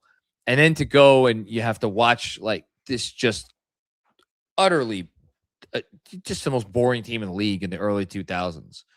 And then to your point about getting excited to watch Bill Walker, I've never been as excited in my life as I was to watch Stephon Marbury. It's the most excited I ever was. Again, I drove to freaking Cleveland. I got in the car and I drove to Cleveland on my Christmas break home from Fordham as a college sophomore I was, and got in the car and drove 8 hours to go see that basketball game. And that team stunk, but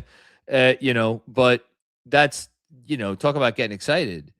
And get excited over Tim Thomas and Penny. Oh my goodness, maybe we're Penny. What if Penny's Penny again? Remember that? Oh my Lord.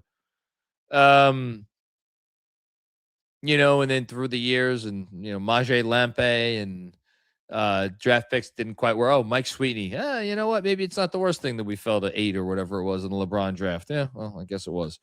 And then the promise. Right. Then the promise of the summer of 2010 and that whole experience, which for a lot of younger Knicks fans, the best thing they had before this era. Think about that.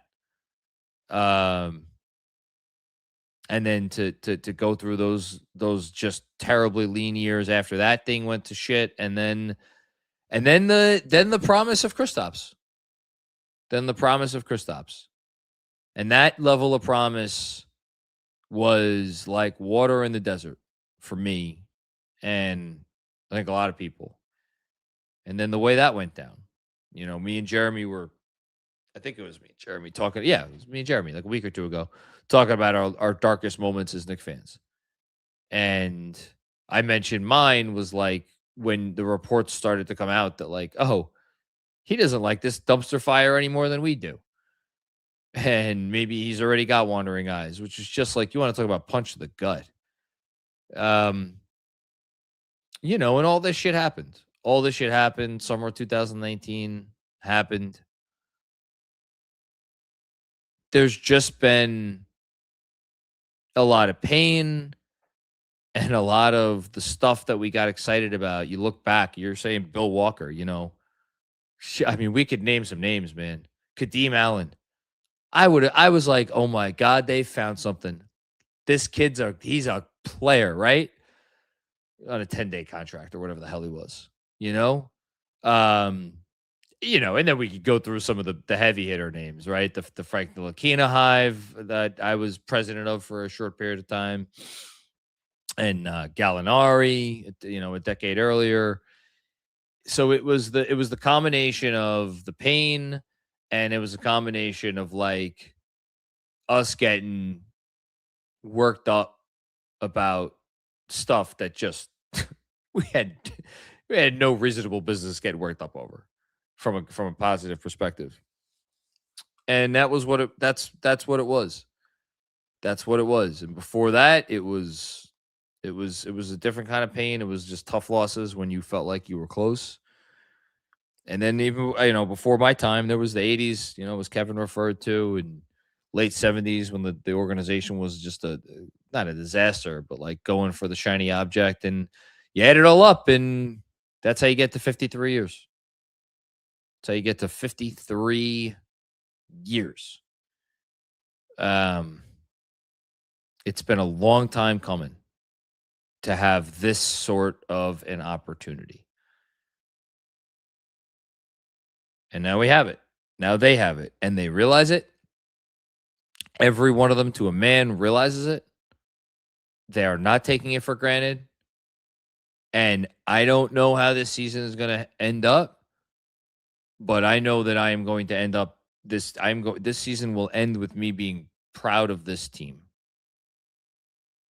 which is all you could ask for.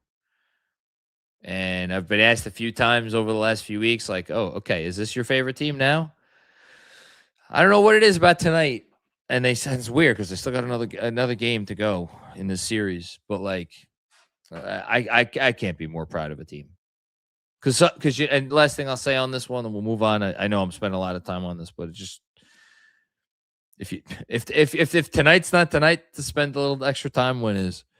I always say the 24 team, the post-Julius 24 team, is the team that I had the most special emotional connection to, because they did not have the supreme talent, and they had to do it on work and sweat equity and overcoming all the odds. And I actually think I may have gotten that wrong, because you have no choice in a situation like that but to fight or die. When you put together a team of supremely talented players, and my God, does this team have the talent, it's actually a lot harder. For as much as we fans complain, like, oh man, and I complained about this all regular season, it was like, you got this great opportunity in front of you. You're the most talented team in the Eastern Conference, and you go out there and you lollygag and you piss and shit around, and you give these underwhelming performances. Well, that's because I do think it is harder when you have that level of talent to play every game like it's your last. And yet, at their talent level that they are at, they continue in this postseason to play every game like it is their last, and that their jobs are on the line, and that their fates will be decided by every one of these games. And they keep playing like that, and they keep winning. Because when you combine the talent with what they are giving of themselves every night, you get magic. And that's what we're watching. So, look, not over yet. Got more ways to go. Nothing else you could ask of these guys than what they've been doing. The only thing to ask from here on in is just keep it going. Keep playing like this. And as I always say it, just let the chips fall where they may. And that'll be fine. All right. Mekhi, Snake River Roasting Company, thank you. My wife ordered some of your supplies earlier tonight. We're excited to get that and officially try some delicious Wyoming coffee. All right. Moving on. Scott Gorin, my Lord, another one of these? Jesus Christ. Went to the game tonight with my 6-year-old and had an absolute blast. Shout out to you, dude. Awesome. Amazing showing by the team and the fans. And shout out to a member of the Knicks organization who saw my son and randomly gave him a lottery-like experience to get on the floor during warm-ups. Love this team. 5 more boys. Well, that is awesome. Shout out to you. I am moved to hear that you got to go with your 6-year-old son, because that's a great age to get involved in sports. My kids, my girls are 9. I was about to say 10. She's not 10 yet. She's gonna be 9 going on 19, but she's 9. She turns 10 in September. And then my little one is 5. And thanks to my wife, my beautiful, lovely, amazing wife, Dolores, they have been watching over the course of this playoffs because she has been watching and she has gotten them into watching. And I got to watch tonight the whole game pretty much with all 3 of them here. And they're on board, and it's really cool because I never wanted a son. I always wanted girls. And so when they were born, I'm like, there was a part of me that like, yeah, it'd be cool if they were Knicks fans. But once it became clear that wasn't really their thing, I'm like, all right, that's fine. I'm not going to force it. But now that I experienced that tonight, it's cool. It's really cool. It's really cool when your kids are passionate about the thing that you're passionate about. I can only imagine, Scott, how amazing of a time it was. And then to get your son on the court, like, we give James Dolan a lot of shit. We give him a lot of credit for the good stuff. We also give him a lot of shit for the bad stuff. And look, God knows the man is far from perfect. You hear stuff like this. And there are, and I can say this because I've had, dealings with them over the years. There's a lot of really, really, really, really great people within the Knicks organization. And, it's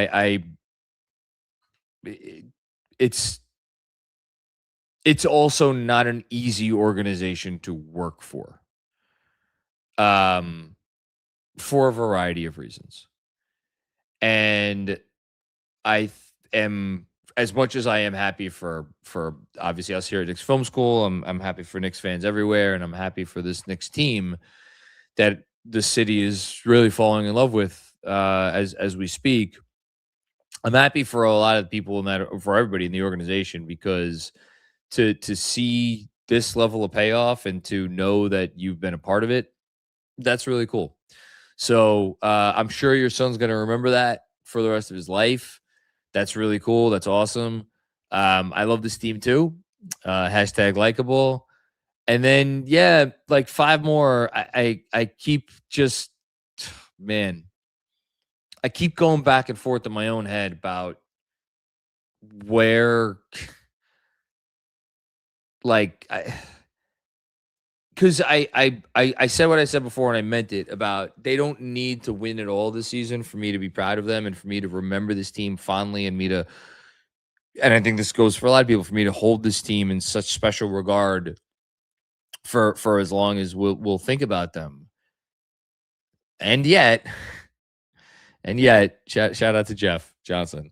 And yet, it feels like they have the goods.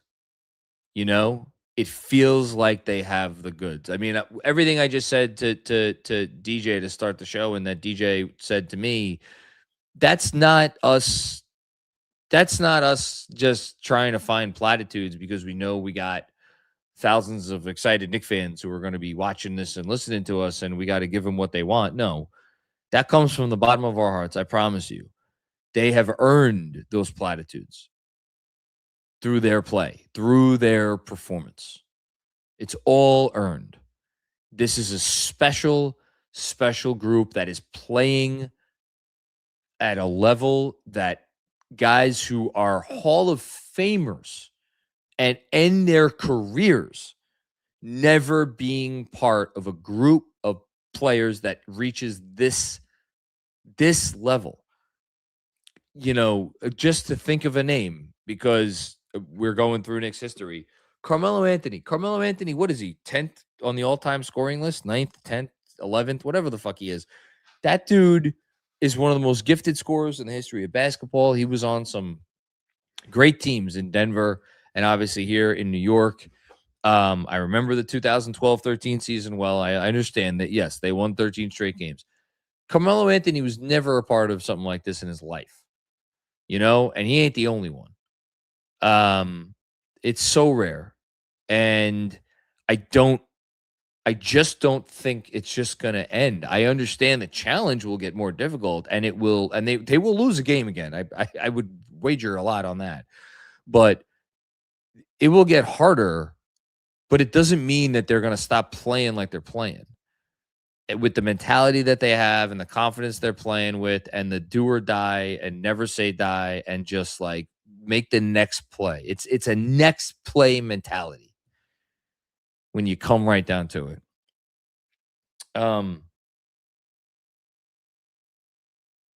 I hope that's enough. And the only reason I'm not sitting here going crazy about this team's gonna win the whole thing is because I have just so much respect for those teams over in the Western Conference, and in particular that OKC team, man. Oh my God, are they a bunch of freaking dogs? But so are we. So are we, and that would be an appropriate finals, and San Antonio would be an appropriate finals, and let's win one more, and then we could start talking about that officially. Thanks so much, Scott. That really, thank you. Andrew Badow, here we go. Already have a bodega. What title goes to Shamit? Smoke shop, liquor store, salon Shamit, corner store king, mini mall Landry. I'd buy all V stogies. That's a great super chat. Man, I don't know. Smoke shop Shamit. Smoke shop Shamit is the one. Doesn't exactly roll off the tongue, but it's good. It's good. I want to do it again. Smoke shop Shabbat. There it is. Okay. Thanks, Andrew. Andrew with another one. I've decided flight to Cleveland from Charleston, Monday morning for game 4. Giddy up to you, man. Go for it. I would. We already have Memorial Day plans during the day, so I would not abandon my wife with both of the kids. To say nothing of the fact I gotta do this. Oh, I forgot about that. I gotta do this. My single bag tied to a broom. Love it. We go into the ship. It's the pleats pattern in my pants, and yes, I am in a glass case of emotion. That's fantastic. That's fantastic. What is this? Fred tweeted out something about Mike Brown saying, "Let's get a ring." I'll have to read that later. Shout out to Fred Katz. I don't know what he's doing right now. Thanks, Andrew. Have fun at the game. I hope you get to see the suite. Luyan, what's going on? Luyan Chow. This team is just playing at such a high level. How exciting to be one game away from our first finals in over a quarter century. Hashtag, let's fucking go Knicks. First finals in over a quarter century it would be. And the, let's think, 1, 2, 3, 4, 5, 6, 7, 8, 9th, right? 9th finals in history.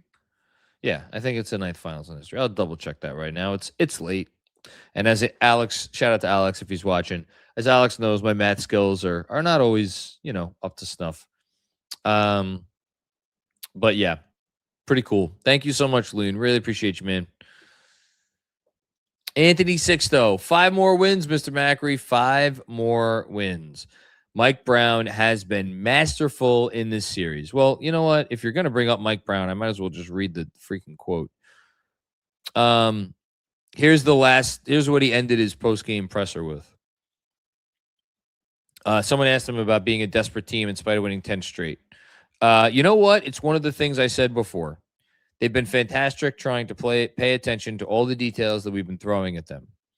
We've thrown a lot of adjustments offensively and defensively at them throughout the course of these playoffs. Talking about his own team.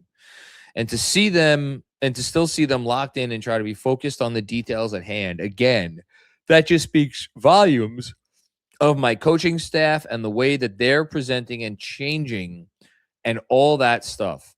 But more so about these players and their want to go try to get a ring. I love that he gives praise to everybody. He praises his coaching staff so frequently.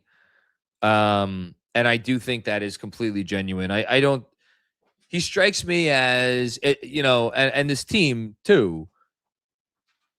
I mean, this is Jalen Brunson to a T, but I really think it's Mike Brown to a T.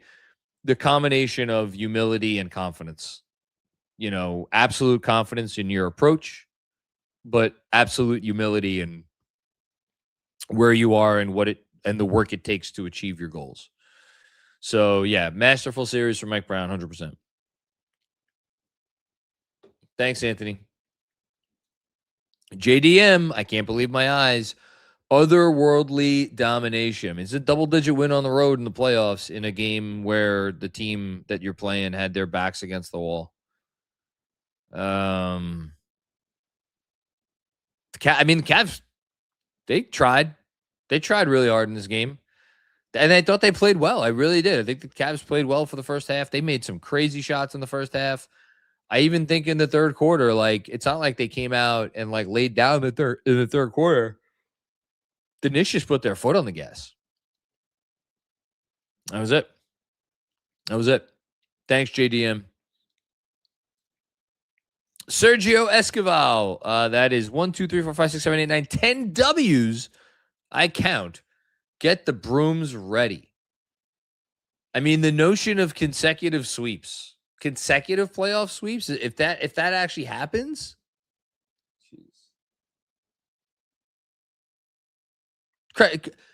madness, just craziness in the conference semis and the conference finals too, of all things. Thanks, Sergio. Appreciate you.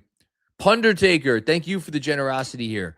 You have to sit back and truly admire the growth these players have shown this year. Brunson giving up hero ball, Cat giving up shots and committing to defense, McCall finding his way after his struggles. This team is serious.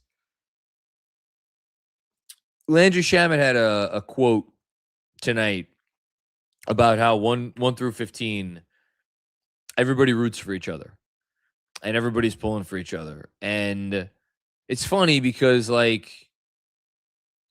went on with Ian for the putback yesterday, and he brought up how this run has answered a lot of questions / stood in stark contrast to the conversation that took place at times over the course of this year about how much this Knicks core liked each other. And I'm using his words. Did these guys like each other? Now, to be clear, he was commenting on the speculation. He was not sitting there and reporting anything that they didn't like each other or that any of that stuff was accurate. He was just merely commenting on the fact that at one point in the year that was the conversation, and now this is what we are seeing. It's an interesting thing to try to reconcile. Because the improvement that you're talking about, where it's, again, I don't think you use the word here, but it is very clear, at least in terms of your comments on Brunson and Cat, the word is sacrifice. And when you're in a situation where everybody's not pulling in the same direction, it's that's the last thing you're going to get. You're not. That's the time when sacrifice goes away. And so it's just, it's crazy how we're here, after some of the things we wondered about this year. Now, Mikal Bridges, man, I don't know, man. He's 101 because it was not great at times this year for Mikal. I know he always defended pretty well, but it was not great. That dude didn't get a single all defense vote. You realize that? In the voting that came out, he did not get a single vote, and I'm not saying that he should have. I mean, I could see someone giving him a rogue vote for second team, maybe, but I don't think he deserved, all defense consideration. And for him to be doing this now and be the defensive presence that he is now, what a year from him! What a year, crazy stuff. Thanks, Pundertaker. Uptown Hoodie, what's going on, Uptown? Breen bending over backwards to prove he's not an Knicks homer. We love you, Mike. So proud of this team playing with that New York grit. Yes. everything about it. Yes, they're making shots, and yes, it's amazing offense, and it's a beautiful thing to watch, and yada yada yada. This is a gritty ass team. This is a gritty ass team through and through, personified by so many guys. Shamet for sure, Brunson for sure, Hart obviously, McCall, Cat. You know, guys that you would not necessarily have associated the word gritty with before this run. Everybody. It's just everybody's digging deep. You don't win 10 games in a row in the freaking in May and in April and May without digging deep, deep, deep, deep. That's what grit is. It's finding levels to yourself that you weren't sure you could access. And they are, and Mike Brown's quote that I just read, it speaks directly to this point. They are digging deep and finding things within themselves that they did not know that they had. So, yeah. And shout out to Mike Breen, the best announcer in sports. Best announcer in the history of sports. Bill Peterfriend. Thank you, Bill. As much as I'd like to see them win at the Garden, F that, sweep. 3-0, let's fucking go Knicks. I have no dog in the fight in terms of like, because I'm not going to game 4, and I'm not gonna, if there's game 5, I'm not going to that. I believe my good buddy Ray Marcano, who has been on these airwaves many times and has contributed several beautiful pieces, dozens upon dozens of beautiful pieces to the Knicks Film School newsletter. Shout out to all my Substackers out there over the years. I believe Ray is making the trip on Monday for game 4. So just for that reason alone, I would love for them to win that game. But I would also just like to, to go into the finals on an 11 game winning streak. You know, not many teams have done that. And that is an opportunity that they have in front of them. Let's put this thing to bed. Let's go. 4-0. Second sweep in a row. Let's get it. Thanks, Bill. Rob DeLuzma, JM, and our man Andrew. We have come a long way. And we need Shamet long term. So proud of this team. Hashtag let's go Knicks. I think Landry Shamet, how old is he? How old is Landry? Hang on. Landry, 30. I'm going to guess he's 30. Is he 29? Let's see. He's 29. Yeah, I think Landry, listen, I hope he didn't price himself out of coming back to the Knicks. I don't think he did necessarily. I think Landry deserves taxpayer mid-level exception from someone, right? I think, is that fair to say? Guy's been an instrumental bench player. He is he's been the 6th man in this series, probably overdue a little bit. 6th, at worst, 7th man in this series. I didn't get to say this to DJ when I was talking to DJ, but I was going to say it and I got distracted. The reason you're not supposed to be able to get a player on a minimum contract who leaves something on the table, even if it's age. You know, we see a lot of really talented players when they get older sign for minimums because they're older, and you're like, well, you never know when the bottom's going to fall out, or you never know when they're going to, if it's a long playoff run, like when they're going to tire out or whatever. Shamet is not given. Nothing is going off the table because he's arguably the best defensive player you have against their best offensive player. Think about that for a second. You have a minimum, and this is not any shade at McCall or OG or Deuce or anyone. Arguably, a veteran minimum player is the best defensive option you have on the other team's best offensive player. And it is because he is digging, again, talk about digging deep and giving him nothing. And then, oh, by the way, that guy has won you one game because of his 3-point shooting and was, as big a difference in this game in the fourth quarter as anyone. So you're getting all that on the minimum. So what does he give back? Well, he occasionally goes through shooting slumps. Okay, go look at this point today, right now. Landry Shamet, career 3-point percentage. And you're going to say, I think it's 37 point something or 38 point something. 38.6. 38.6. So all those conversations that we had, and they were earned at a point in time, but all those conversations we had about how, he's a great shooter more in theory than in actuality. 38.6% career 3-point shooter. That's very real. So I don't know. I don't think he's a minimum player anymore. Needless to say. But let's keep it going. Thanks, Rob. AG Blatvids, what's going on? Thank you for the contribution. The Cavs are missing threes because of fatigue from game 7s. How about the Cavs are missing threes and free throws because of fatigue from guarding one of the greatest offenses in NBA history on the other end? Why not both? It's probably a little bit of both. And also, it's the conference finals. This is big boy pants time. And this is when I think of Benji.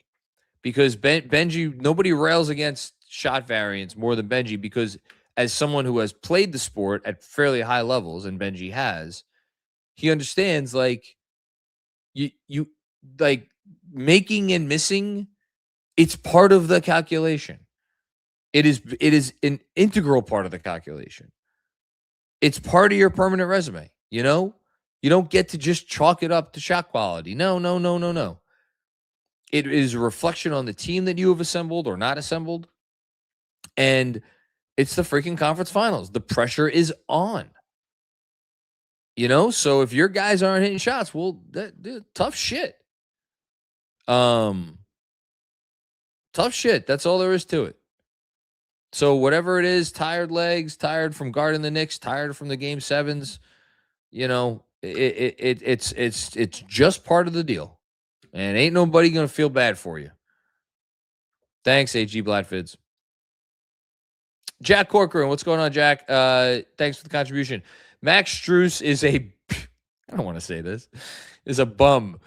Landry Shamet is a god. Leon Rose is an amazing president of basketball operations. Mike Brown is a genius. 1 win away. Let's freaking go Knicks. Okay. Amen to all that. I like Max Strus, but yeah. Robert Cross. Oh, Robert. Robert's feeling good tonight. I know that. First time, long time. It's your boy, John. Your New York Knicks are the best team in the NBA. How did I know that was coming? The vision of hashtag 53 wins shall be realized. NBA champions, hashtag 53 wins. I think this has been his super chat for the last 3 or 4 that he sent in. This exact thing. I think he's just copying and pasting. Robert, if the Knicks win the championship, I will put these words. I will get them memorialized, emblemized somehow. I don't know how. I'm not getting all these as a tattoo because it's just way too many fucking words to get as a tattoo. But how about this? I'll make you this deal, Robert. You ready for this? I'll do this. As God is my witness on, what is this? 12:39 a.m. on Sunday, May 24th. If the Knicks win the championship, I will get hashtag 53 wins tattooed somewhere on my person. It won't be big, and it won't be any place that you actually be able to see it. But I will get hashtag 53 wins tattooed somewhere on me if this team wins the freaking championship. How about that? I will commit to that right now. For you, Robert. For you. Puerto Rock. What's going on, Puerto Rock? Need to have Danhausen on the pod. Well, he's probably too big for us now. Pay that man all the super chats and keep whatever he did going. Keep the streak, Danhauser. Let's go Knicks. Pay him human money. Human money? LOL. Yes, human money, sure. If you know, you know. I don't know because I don't follow wrestling or I haven't watched any of the shows that he's been on, but I'm sure people get it. Hashtag 10 in a row. Hashtag 11 down. 5 to go. Yes. And shout out to you, Puerto Rock, for the very generous contribution. We appreciate it. And shout out to Danhausen. I love your face paint. I have seen the face paint. Red Rich. What's going on, Red Rich? John, F them picks. We fleeced Brooklyn. Hashtag Shamgod Shake. Jasper created that one. I like Shamgod Shake. Shamgod Shake's good. Shamgod Shake works. That works well for me. We fleeced Brooklyn. I think it's a win-win. I think that trade's a win-win. I think at this point, the Knicks won the cat trade. I think the trade is probably a win-win for Brooklyn. Although, you know what? Maybe not, because especially the way the lottery rules are now. To me, the trade was always about the opportunity cost, right? The opportunity cost of the picks you could not trade in the future. Now, it's possible the Knicks are going to be bad at some point during the picks when they give it up, but like, it's entirely possible that maybe it isn't a win-win, because if the Knicks aren't bad during the time when they have these picks to give up, then it's not going to be a win-win. Then you're going to look back and you say, you know what, Brooklyn, you were better off, trading Mikal Bridges for a better, young player or something. Now, I don't know if that trade was out there, but I know this sitting here today, right now, that's a trade that the Knicks would make again. Are we sure the Nets would make that trade again? That specific trade, would they make it again? Are we 100% sure? Not as sure as I am that the Knicks would make the trade. I know that.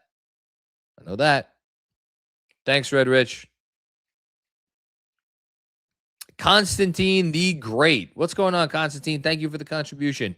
This may be the 12 milligram edible talking. Okay, I'm looking forward to seeing where this goes. But after the 2019 Raptors, we are the best Eastern Conference team of the last decade. A true unit and team. The Knicks are inevitable. Let's fucking go. Okay, love you. Bye.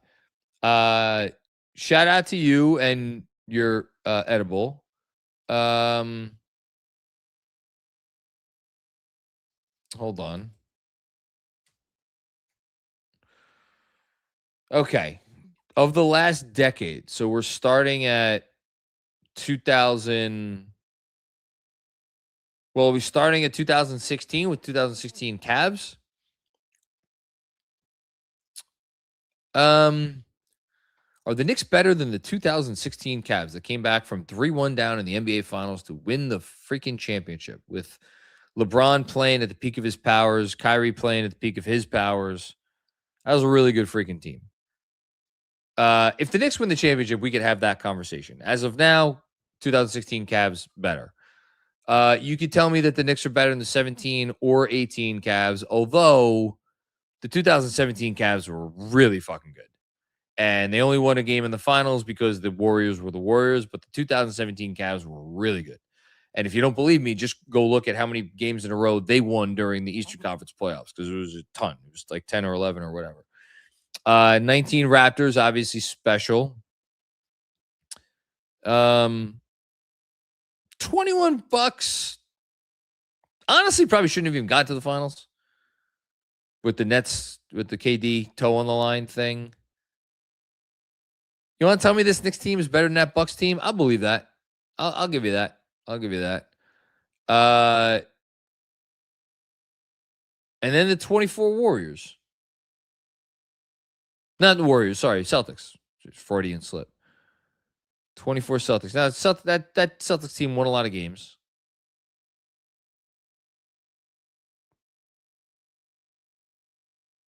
That's close for me.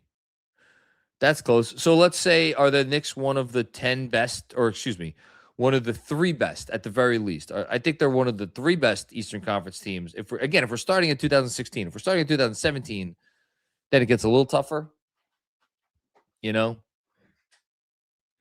5 best for sure. 3 best, arguably. I think that's where we're at right now. Got to win one more game in this series, by the way. Please. Thanks, Constantine. Rich McLeod, is this real life? 1 win away, Macri. It is real, apparently. So it seems.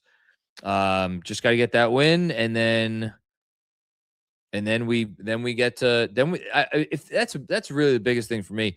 I want them to win on Monday because I want all that time off. because boy, are we going to have some fun with content over that week. And that's going to be a great time. Thanks, Rich.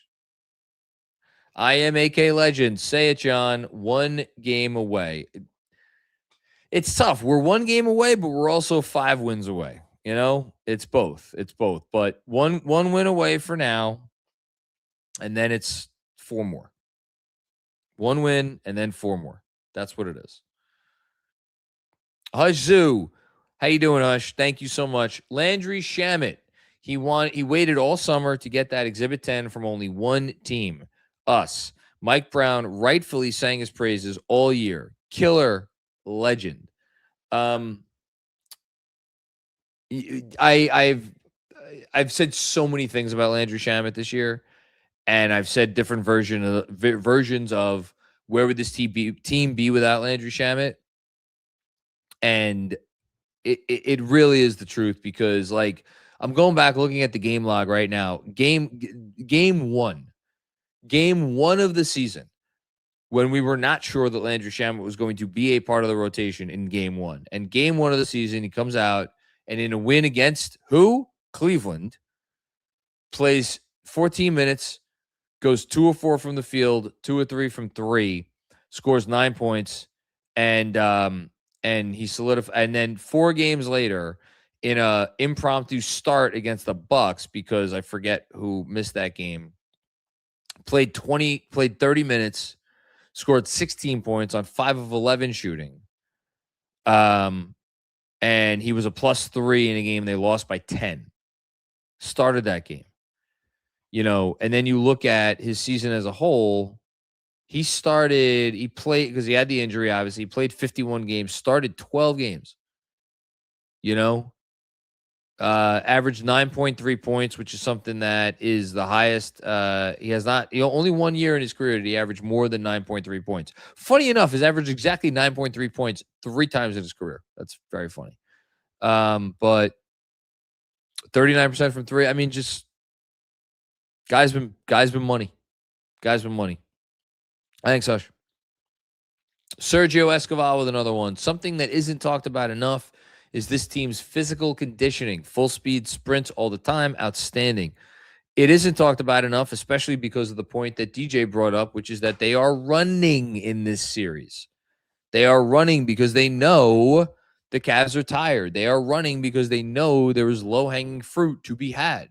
And they are taking advantage of every situation that they can take advantage of.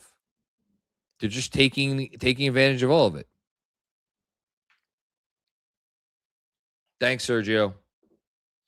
Iceman Sham, when you need a bucket, just give the ball to the GOAT, Landry effing Shamet. Yes, I love all the Shamet love. It's all deserved. Thanks, Iceman. Appreciate the contribution. Puerto Rock with another one. Put some respect on Brunt's hymn's name. Fuck them picks. Kiss my ass next for Clicks Industrial Complex. Shout out to Jeff Johnson. TikTok. 1 more win. Let's go. Then we focus on 4. Best team in my lifetime, circa 1992. It's the best team in my lifetime. I'm 43 years old. You know, I think they're in the conversation with the championship teams. That's it. And they have a chance, especially with not only that they're doing it, with how they're doing it. They have a chance to put themselves alongside the title teams and that era, which is, you know, is a town that you want to talk about the 86 Giants, you want to talk about the 94 Rangers, you want to talk about the freaking 27 Yankees, 86 Mets. Just some great teams. Legendary teams. This team has a chance to put themselves in the conversation with any of those teams. Any of them. That's what's at stake, and it is a realistic goal. Thanks, Puerto Rock. Appreciate you, man. Your avatar is a woman, so maybe Madame. Appreciate you regardless. Iceman Sham. Another one. And John, it feels like this team finally coming through on the concept of this team being like that 23 Nuggets team. I'm sorry. That 23 Nuggets team, I don't know that they ever got to a level defensively that this team got to. And look, that team was unique in that was Nikola Jokic, who is one of the 10 greatest offensive players of all time, probably one of the 5 greatest. He's somewhere in the conversation between 5 and 10 greatest offensive basketball players in the history of the league, operating at the peak of his powers with the perfect roster around him. And I mean perfect roster around him from an offensive standpoint. And it was just all Nikola all the time. Nobody could do a blessed thing with him. This is different.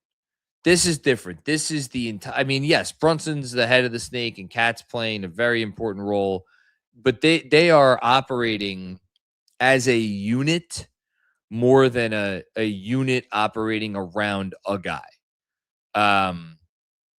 And the biggest difference is the defense. That Nuggets team they didn't defend like this. They just didn't, So, yeah, they're really good. Thanks, Iceman.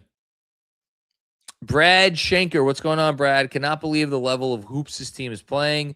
These truly are the good old days. Love this team. They are the good old days, and here's the comp that I will give to 99, and this is going to feel extraordinarily unfair to this team. But yeah, there was finals excitement going into this postseason, and that is well, actually no. Here's the similarity. You want to know the similarity? Here's the similarity. The 99 team barely finished above 500. They were 27-23. They obviously went in as the freaking 8th seed.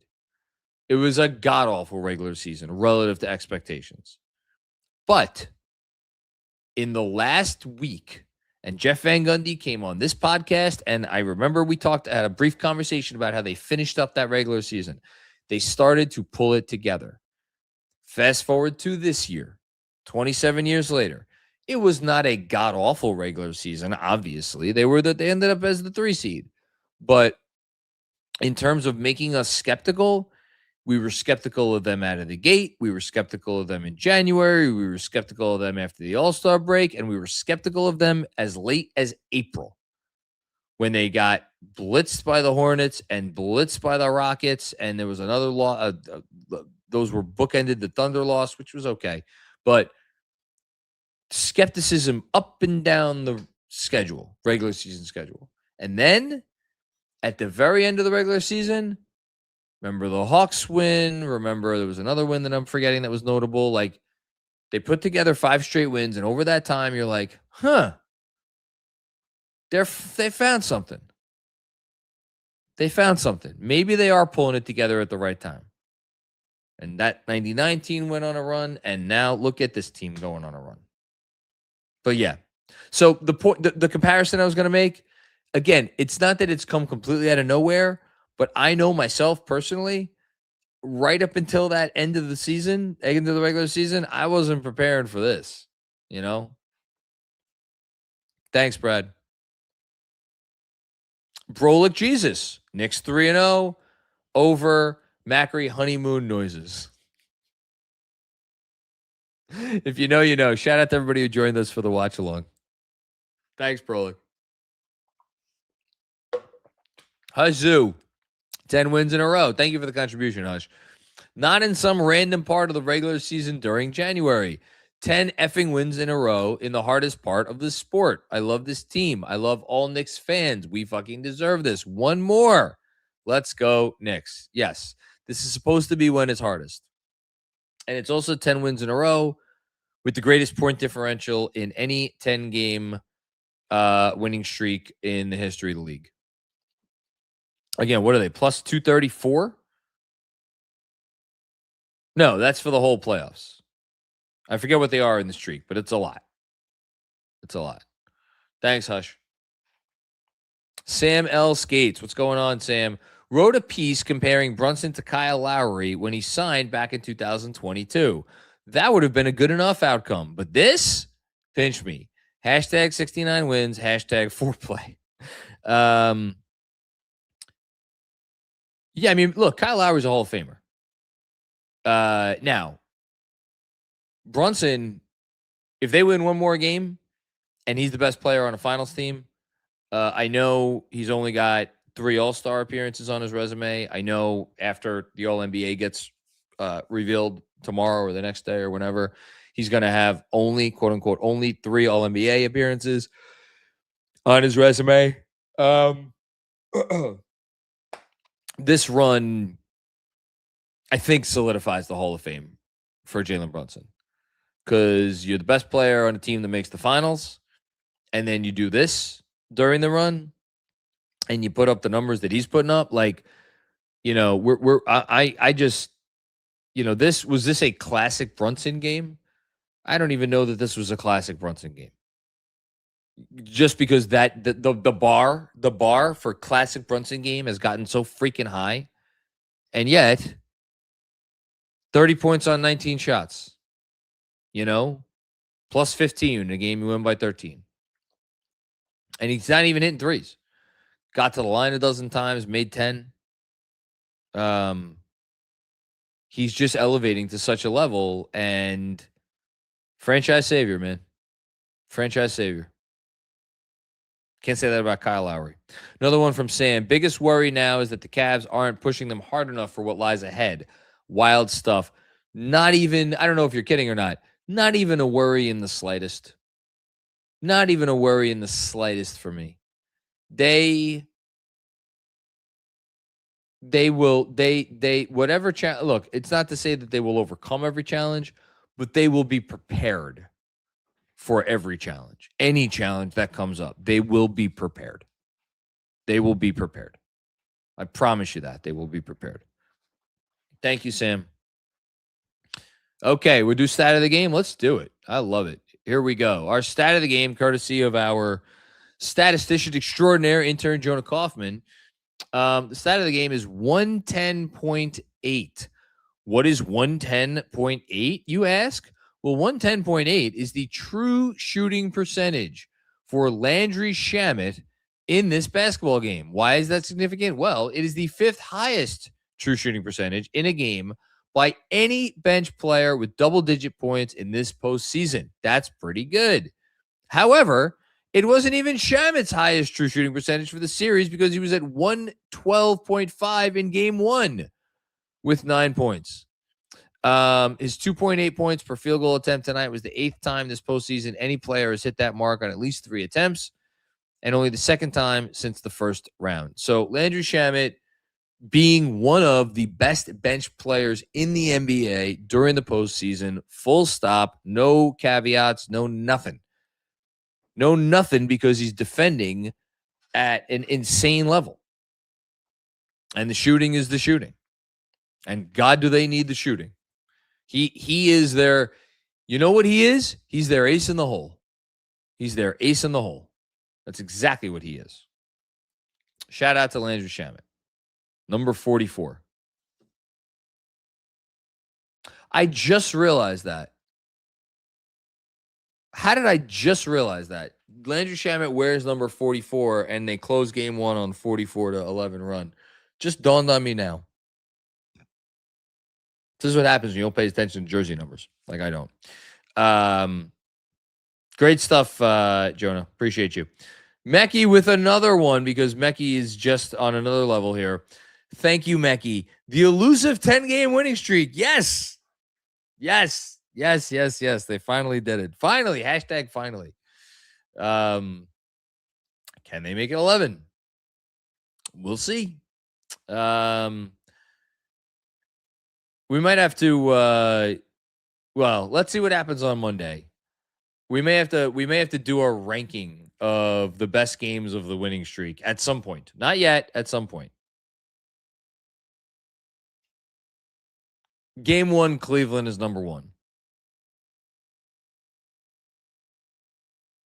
What do you put at number 2? Is it game 6 Atlanta?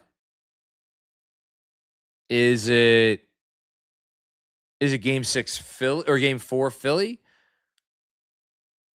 Is it game 2 Philly because that was nip and tuck? Yeah, I don't know. Be a fun ranking to do. Anyway, thank you, Mickey. You're the man, dude. Chinese Swede, what's going on? If only the Knicks had a tier 1 player. I was waiting for someone to bring this up. I was waiting for someone to bring this shit up. Let me finish reading the super chat. According to The Athletic, then maybe they'd be able to take an early vacation like Cade's Pistons.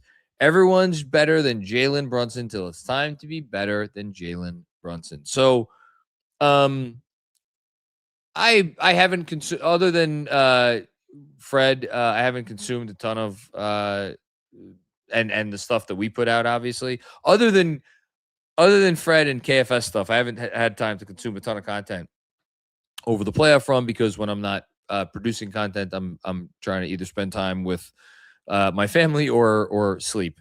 What I will say though is I do get my emails from The Athletic. And I noticed one of the recent email was something about NBA player tiers. And I'm like, huh. And so I took a look at it and I'm like, let me just take a look for shits and giggles. And I saw the tier 1. And then I'm like, you know what? Let me just go and look and see where they put him in tier 2. And yeah, okay. They put him at the top of tier 2. And the explanation was exactly what you would expect. Becky Hammond has a point. It's damn near impossible to win a championship with a small guy being your best player. Yeah, it's really hard. And you know what Jalen Brunson has done his entire fucking career? Made people's arbitrary rules look stupid. Just like Steph Curry came along and made everybody's rules about what you could and could not do as a small guard and the impact that you could have on the game as a small, slight guard. Just like he made all of those rules look stupid, Jalen Brunson is making all the same rules look stupid. And credit to Leon Rose and Mike Brown for putting the talent around him and actualizing that talent and putting that talent around him in position to be successful because he doesn't have to do it all by himself. And they have made it feasible for a guy who is his size at both ends of the court to be a guy who could be the best player on a team that could win a fucking championship because that is what they can do. Will they do it? I don't know. Will they do it? They can do it.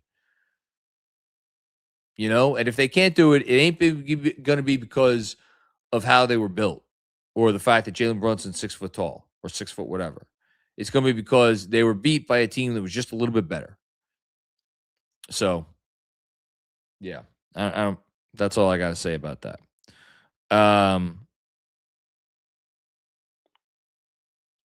Thanks, Chinese Swede. Richard, David, what's going on, Richard? Donovan Mitchell, negative 22. Well, you say negative 22 rating. I think he was just a negative 22 for the night, I believe. Yes, negative 22 plus minus. Largest on the Cavs. They are making him look like a role player. One more Macri, one more Knicks Nation. Look, I think Donovan Mitchell hit some tough shots tonight. He was 6 of 11 inside the arc, got to the line 6 times. Now, the numbers for Mitchell that I think you want to spotlight, and yes, these go into the minus 22. DJ called it out, 4 assists, 5 turnovers, and then got to the line 6 times. Donovan Mitchell was 2 of 6 from the line. You can't go 2 of 6 on the line if you're Donovan Mitchell. You just can't do it. It can't happen. You know, the 3 of 10 from 3, like, I think, unfortunately, the book on Donovan Mitchell for much of his career is that he falls in love with the 3 ball a little bit too much. And on, you know, a night where essentially, for all intents and purposes, your season is on the line. 10 threes is probably a little bit too much. Like that, this is the night where you got to put your head down and you got to, whether it's get to the line 15 times or like you are living at the freaking basket.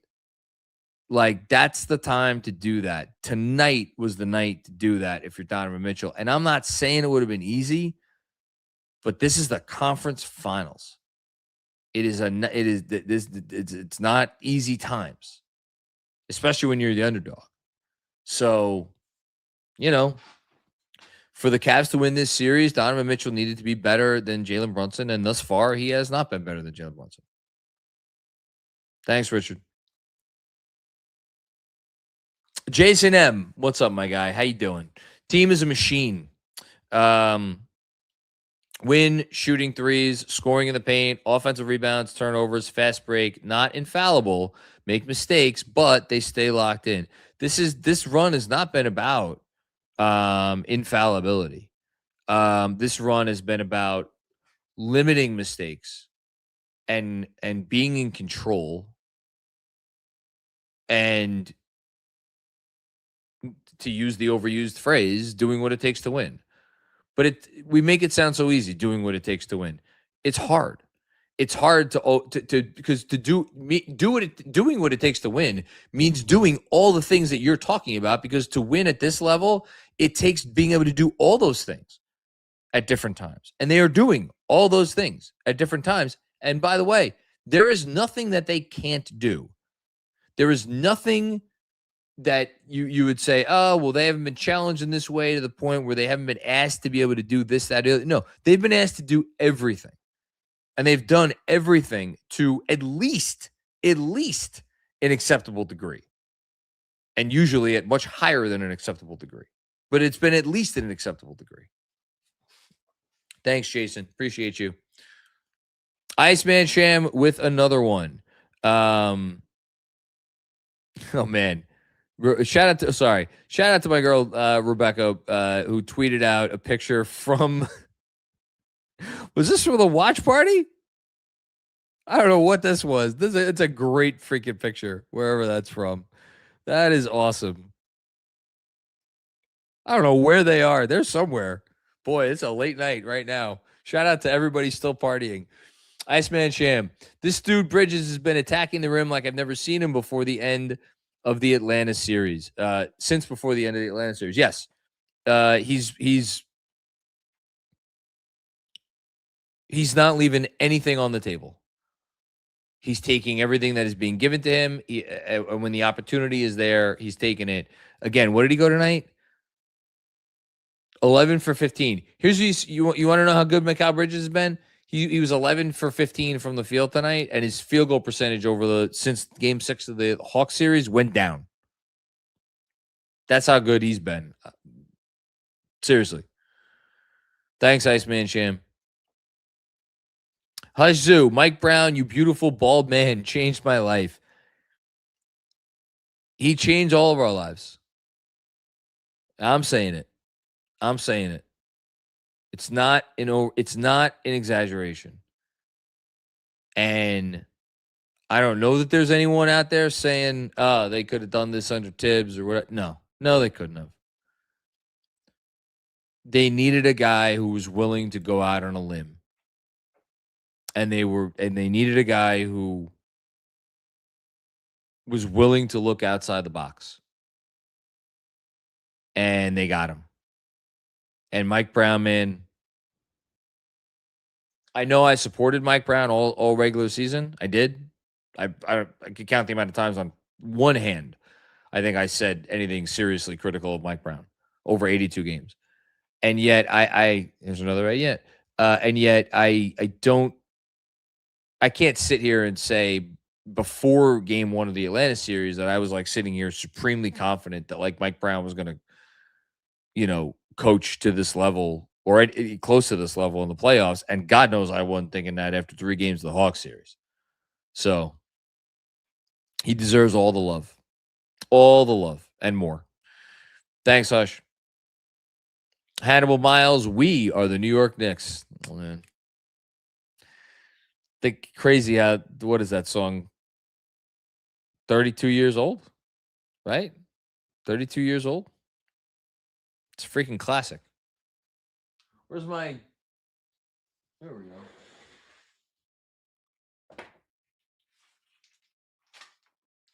Got my Nobody Beats the Wiz 8-track. See that? Still in the... I don't even know what towel this is from. This, according to this is from opening night of the 1994 NBA playoffs. I don't even remember being at that game. That was the Nets. That was a Nets game. Yeah. I don't know if I was at that game or somebody brought that back for me. It was the only series they played that year that did not go the maximum number of games. Iceman Sham, I can't wrap my mind around this shit. Imagine telling us we would be in this position after that Dallas game on MLK Day. Yeah. Would not have believed it. Would not have believed it after game 3 of the Hawks series. I mean, I wouldn't have believed it. Like, honestly.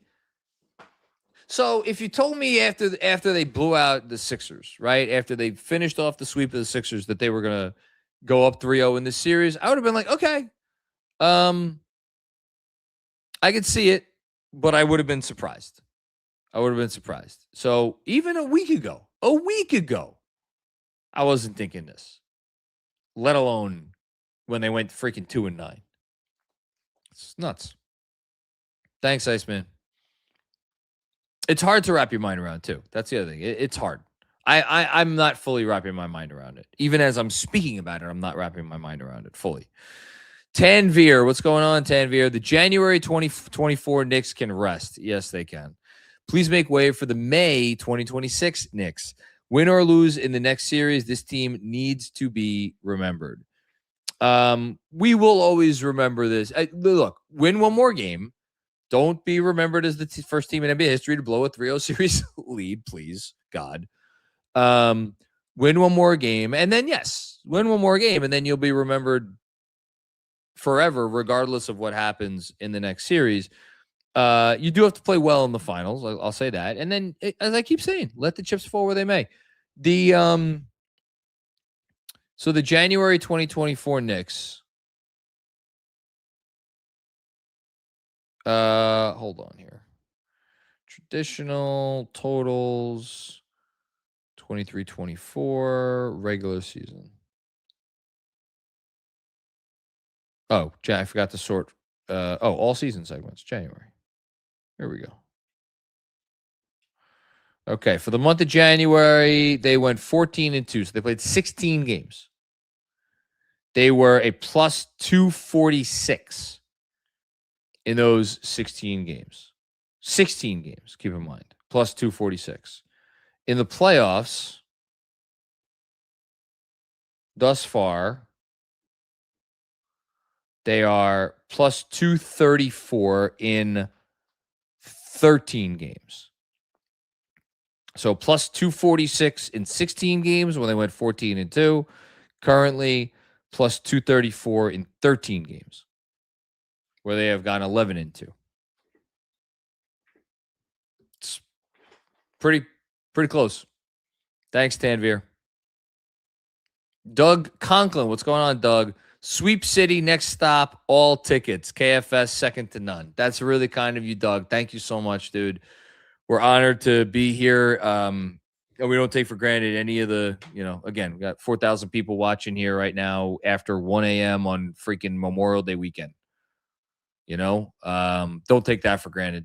And to be able to be here as part of everybody's journey. I know everybody's out there pinching themselves. I can't even tell you how I'm feeling that I get to sit here and do this.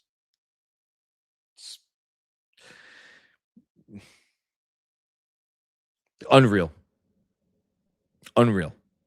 Thank you, Doug. Hush with another one. It's official. F them picks. That poverty franchise will never draft anyone. I love that we're shitting on the Nets tonight. That can replicate the historical numbers McCall is putting up. One more. Let's go, Knicks. Well, listen, we'll see. Got a little unlucky in the draft lottery this year. I think it's going to be an uphill battle for the Nets next year as they are set to not have control of their draft pick, by the way, next season. So sucks for them, but that's their problem. So, yeah. Thanks, Hush. Vince, what's going on, Vince? I don't know what to do or what to say. We're all in the same boat. This just doesn't feel like real life at this point. The entire team basketball IQ is currently off the charts. I think that's a big part of it. But team IQ only goes as far as team selflessness, because, and it's an interesting one. What comes for what? It's like a chicken or egg thing. Do you need the selflessness to make the IQ shine, or do you need the IQ to make the selflessness shine? I mean, you need both, right? To see what we are seeing, you need both, and then on top of that, you need the skills.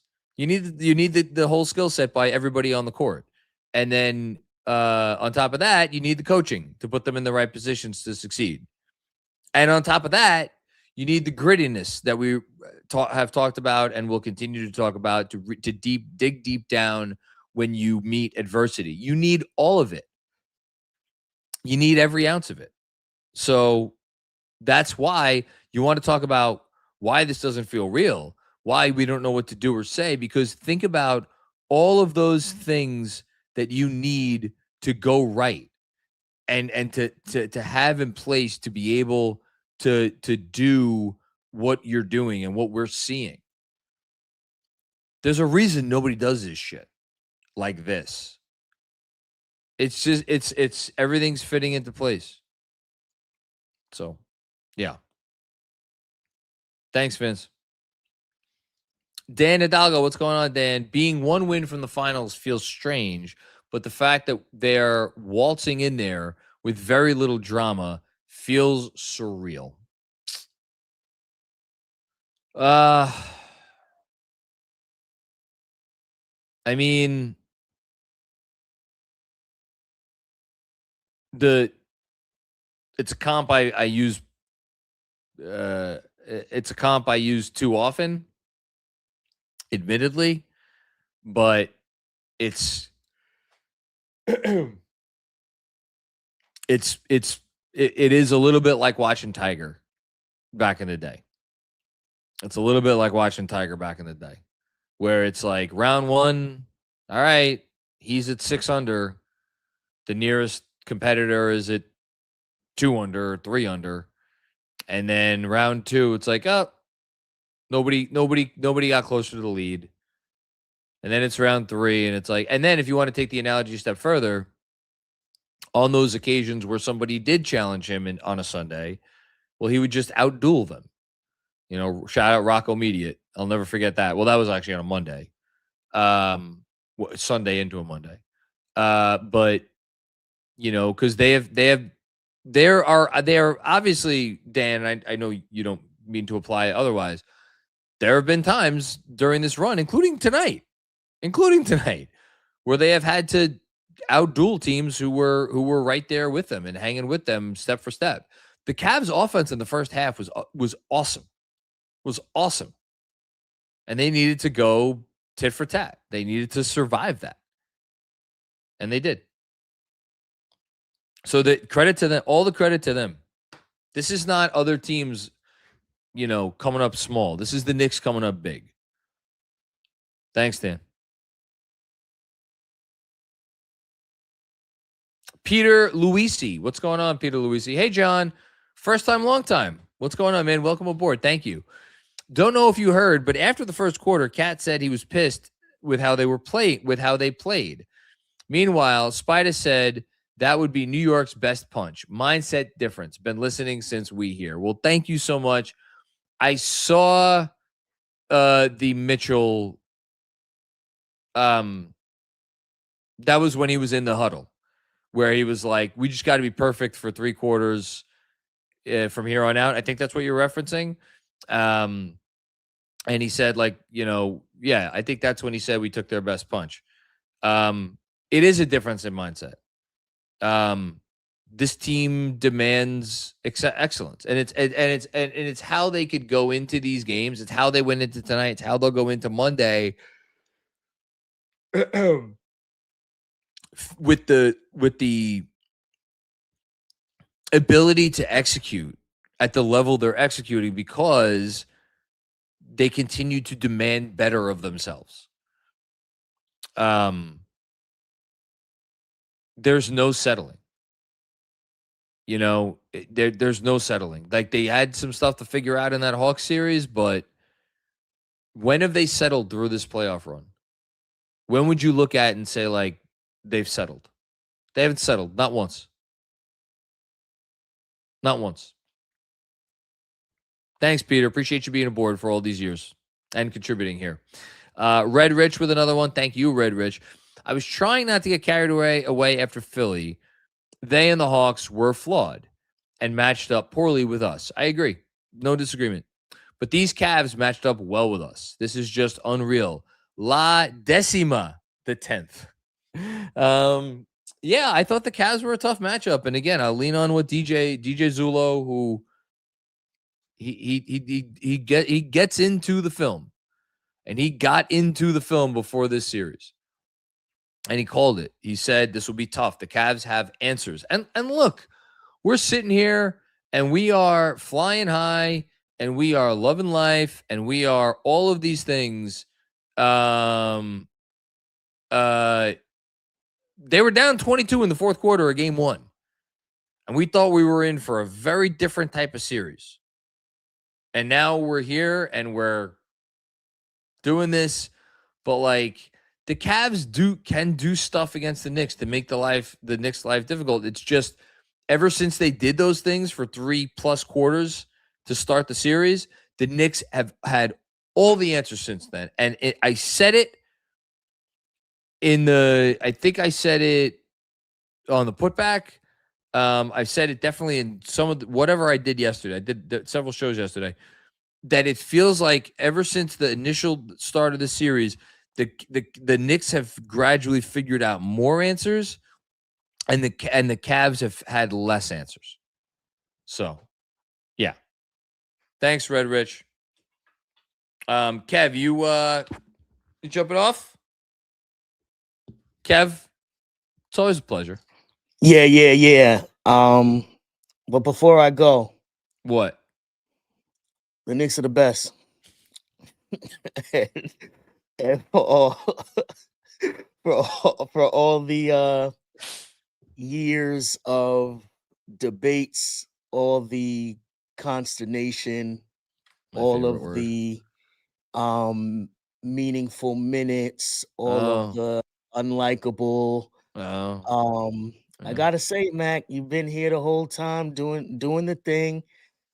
Coming up here, we're 2.5 hours in and still have a bunch of super chats, and you're gonna stay here for the whole thing because that's dedication. Nah, man. You know, and I think one of the reasons I believed in this team is I always felt as if when it came down to it, they would be dedicated.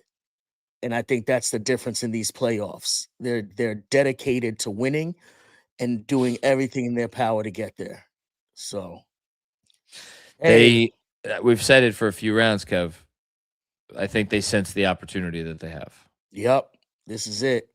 Partially because there's an alien in the middle of Texas that it's just gonna get scarier and scarier. Well, listen. Well, it's not even that. It's just like I think they know that there's a pathway, but also they know nothing's guaranteed. And I have to think.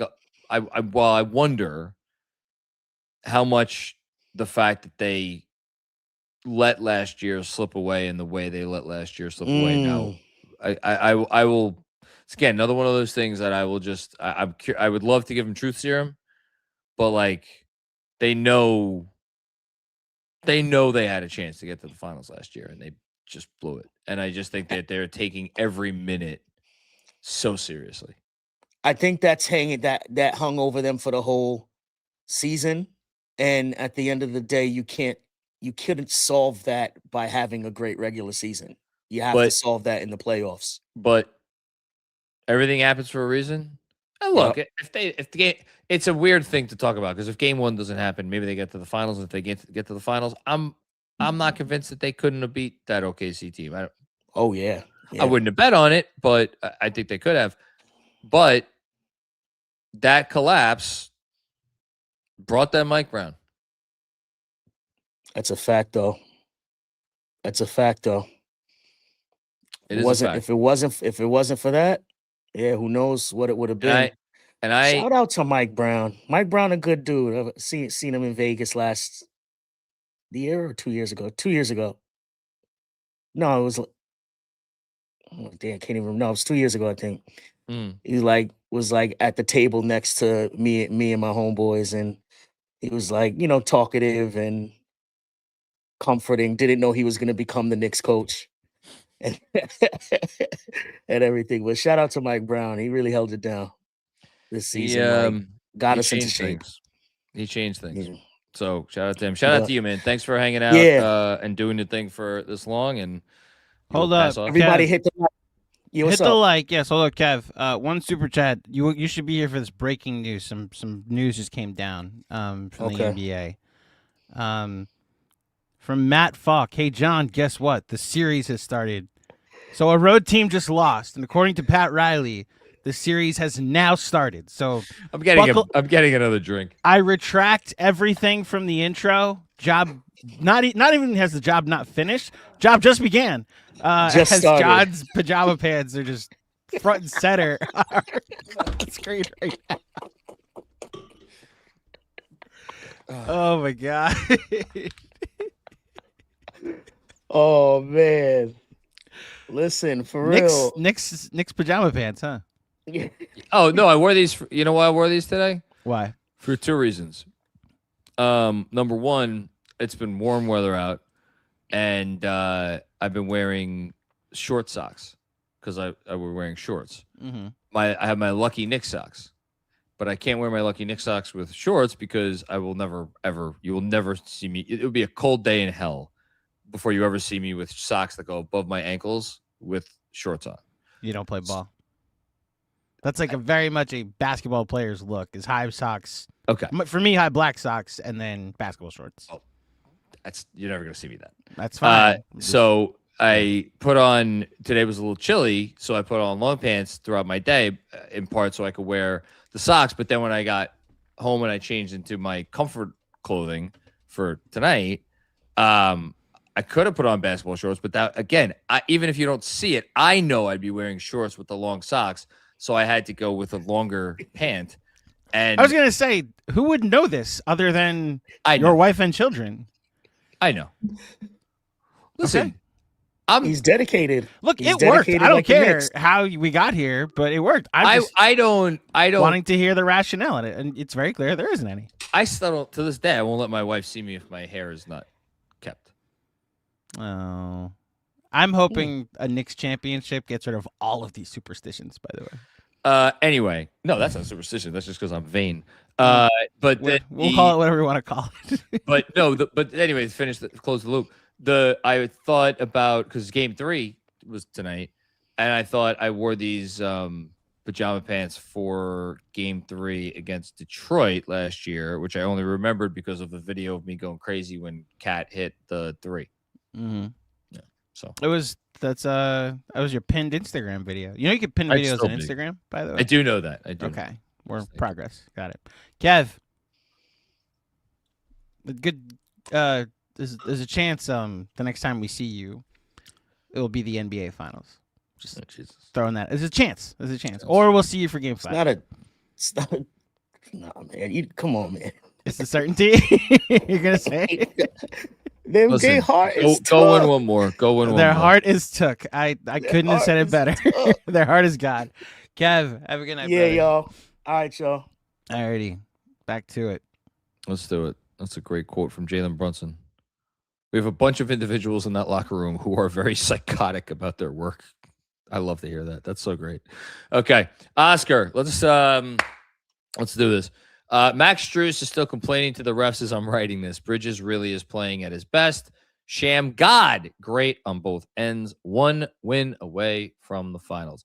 I like Max Strus because I am predisposed to think highly of any player who once played for the Miami Heat.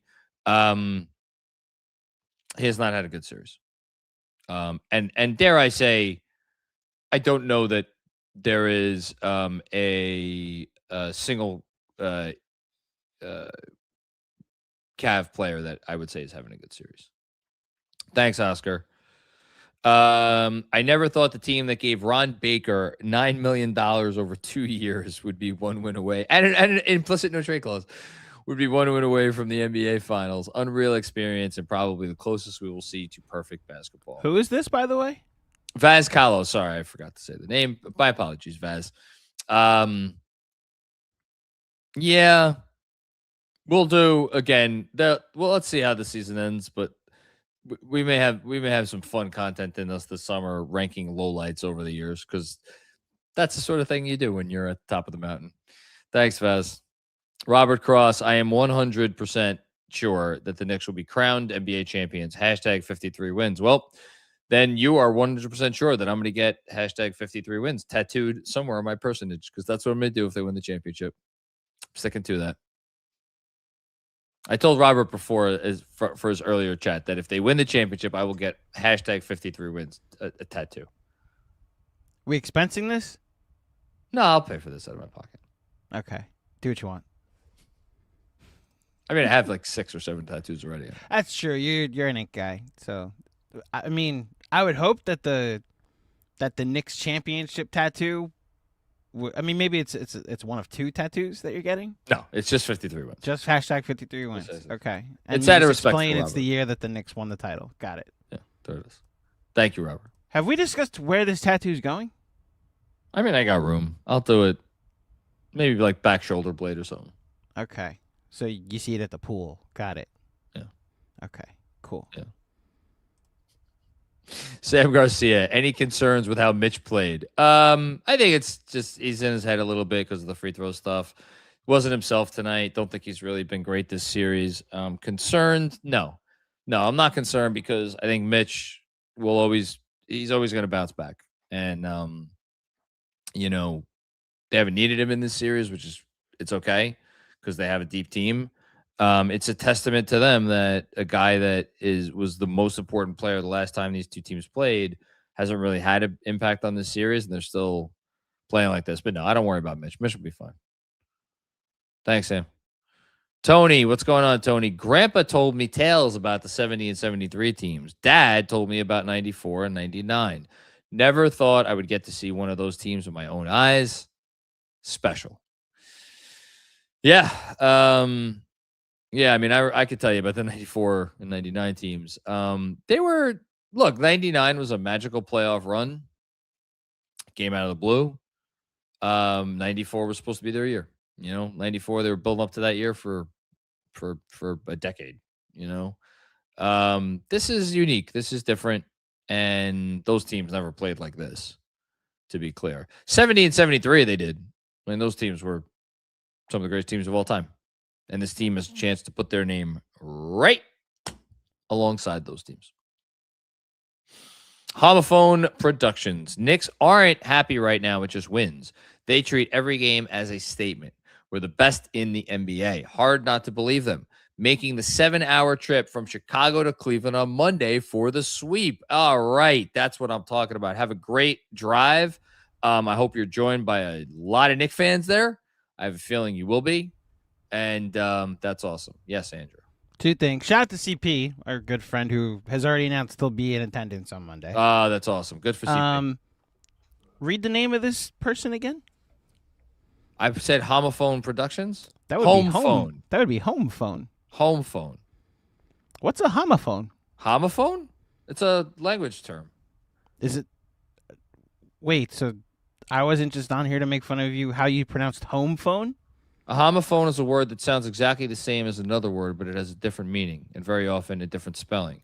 Some examples of homophones. Knight, as in the knight that rides on a horse and carries a javelin, versus night, as in it is nighttime.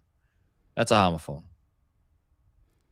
But this says home phone, so I was incorrect. No, you just learned me. Learn something new every day. I came on here to be a dick, and you completely schooled You thought me. this was going to be another cameo shorts situation. I thought this was like Eric Spoelstra, and instead it was I've learned what a homophone is. Big part of language. There you go. Listen, can't all be former English teachers. It's okay. I forgive you. Stevens. I can't even know. I'll be honest. I'm shook. I usually know my role of like, oh, let me poke fun and come on for hijinks, and you just like took me to school. I am shook. Better. Well done. Better that I'm taking you to school than still teaching actual students.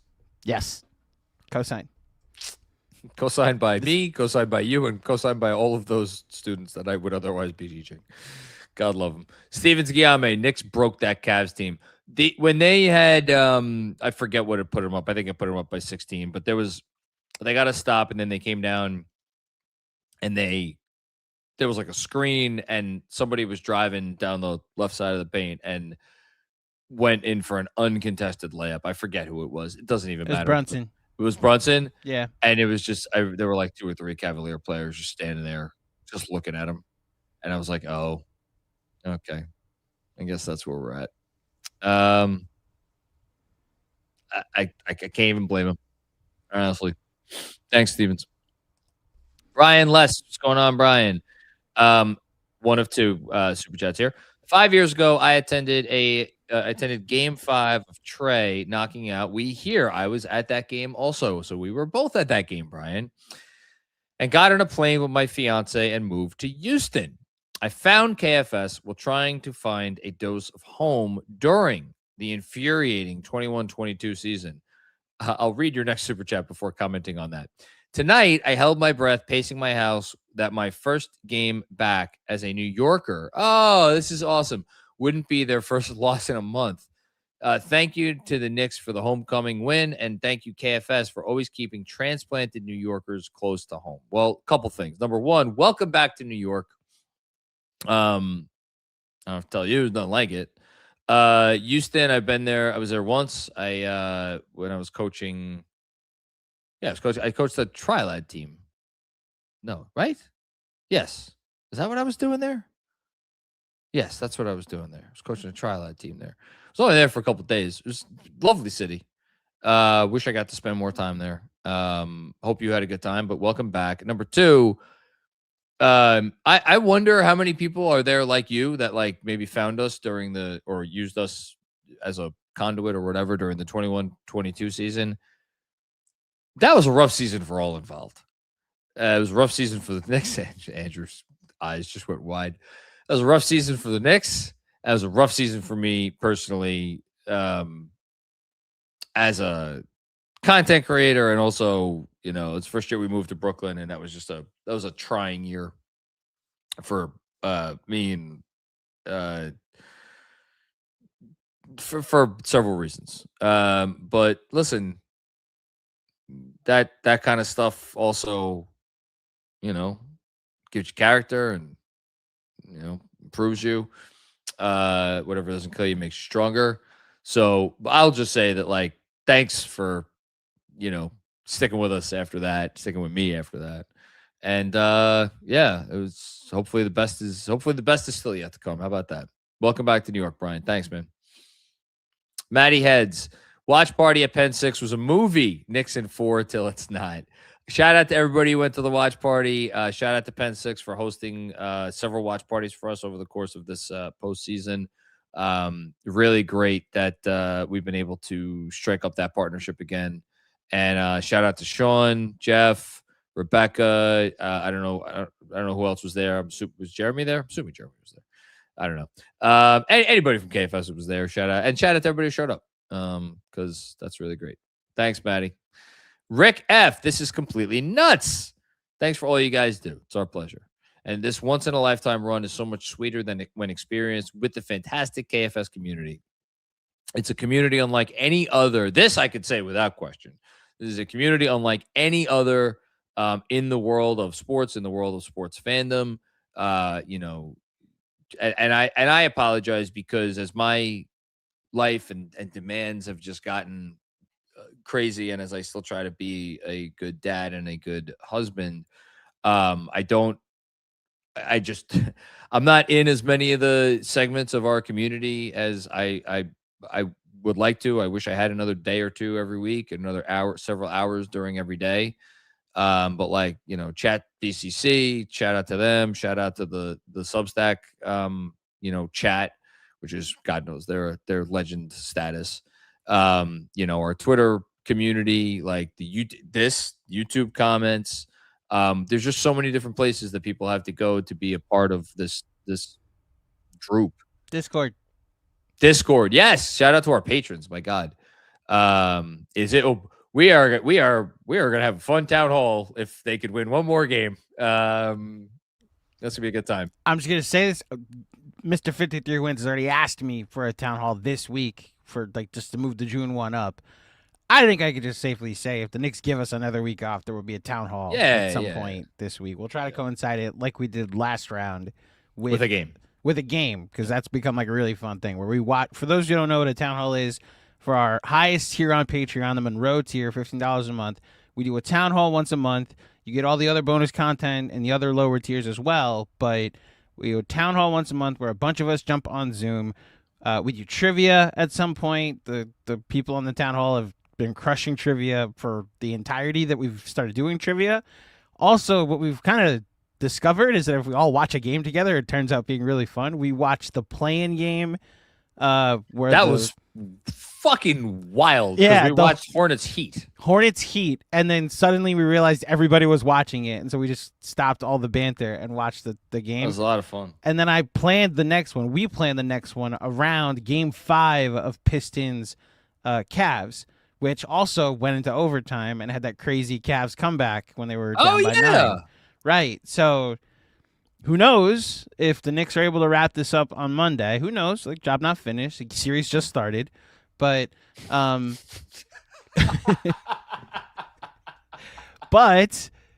if they give us another week off, then yeah, we'll plan it around that. So stay tuned. Shout out to all of our patrons. And shout out to this community. It is one of one. Sergio Escoval. Peak OG, Peak Bridges, Peak Cat, Peak Cap. Two different things. Is this the real life, or is this just fantasy? Caught in a landslide, no escape from reality. It's the one song I ever really mastered on the piano. I took 8 years of piano lessons. I hated every fucking minute of it, except for when I got to play that song. Love that song. Thanks, Sergio. Spicy Sham gives us a comment. Spicy Sham it. I dig it. And it makes me want some spicy food. Mark, what are you doing? Come on, Mark. What are you doing, silly person? Mark Roskus, our do everything extraordinaire. Shout out again to him for the incredible round one Hawks video. Mark, you may have to be pumping out some more videos here. My shout out to the Sinclair family group chat mentioned how we were undefeated since we received the chat. Well, that was 2 straight wins ago.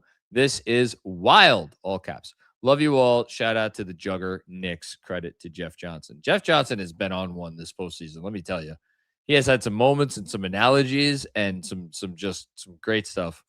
So shout out to him. Thanks, Mark. You're the man.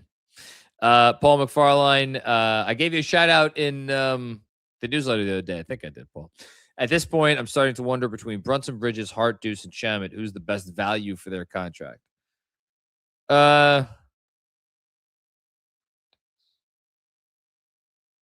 Shit.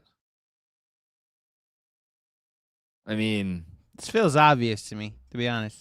It's Shamet. That's where I was going. Guys playing important closing playoff games in the Eastern Conference Finals for the vet minimum. Hold on. Just give me 1 sec. Josh is at what, 20 million, 18 million a year? That's like fine for a 5th starter / 6th man.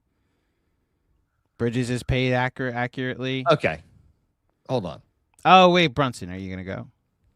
48th highest paid player in the league this year.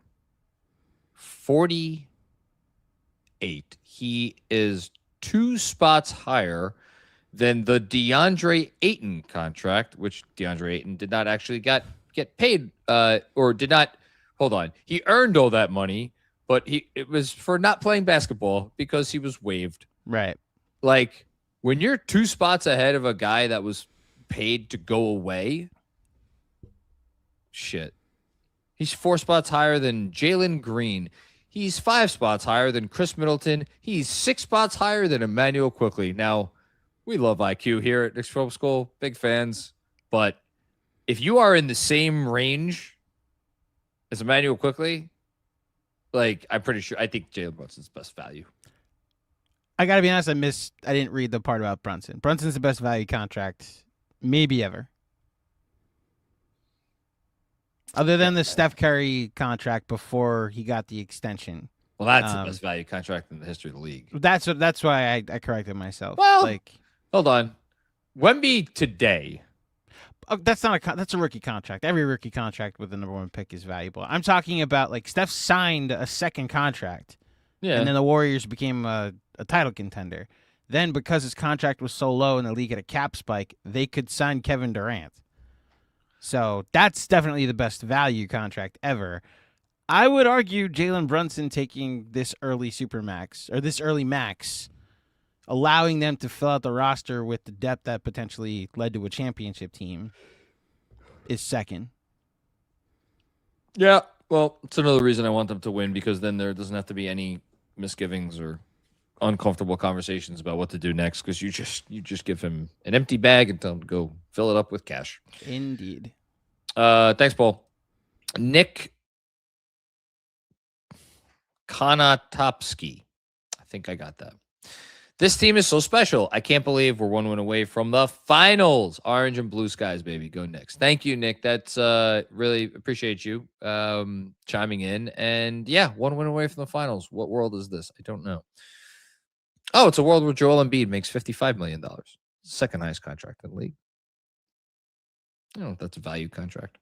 Dom Cappuccini. I think I'm going to bed delirious. LOL. I don't know what to do. LOL. The playoffs are supposed to be harder than this. It's not only that the playoffs are supposed to be harder than this. The playoffs in our world, in Knicks land, are supposed to be filled with the most immense pain imaginable. Last year, not fun. Game 1, not fun. The Hibbert block, the fucking, everything that happened in the 90s that I recite chapter and verse all the time. More often than not, playoff runs for Knicks fans since the 70s have ended in just stuff that you just a couple of words. The finger roll. Charles Smith, game 1. David Stern.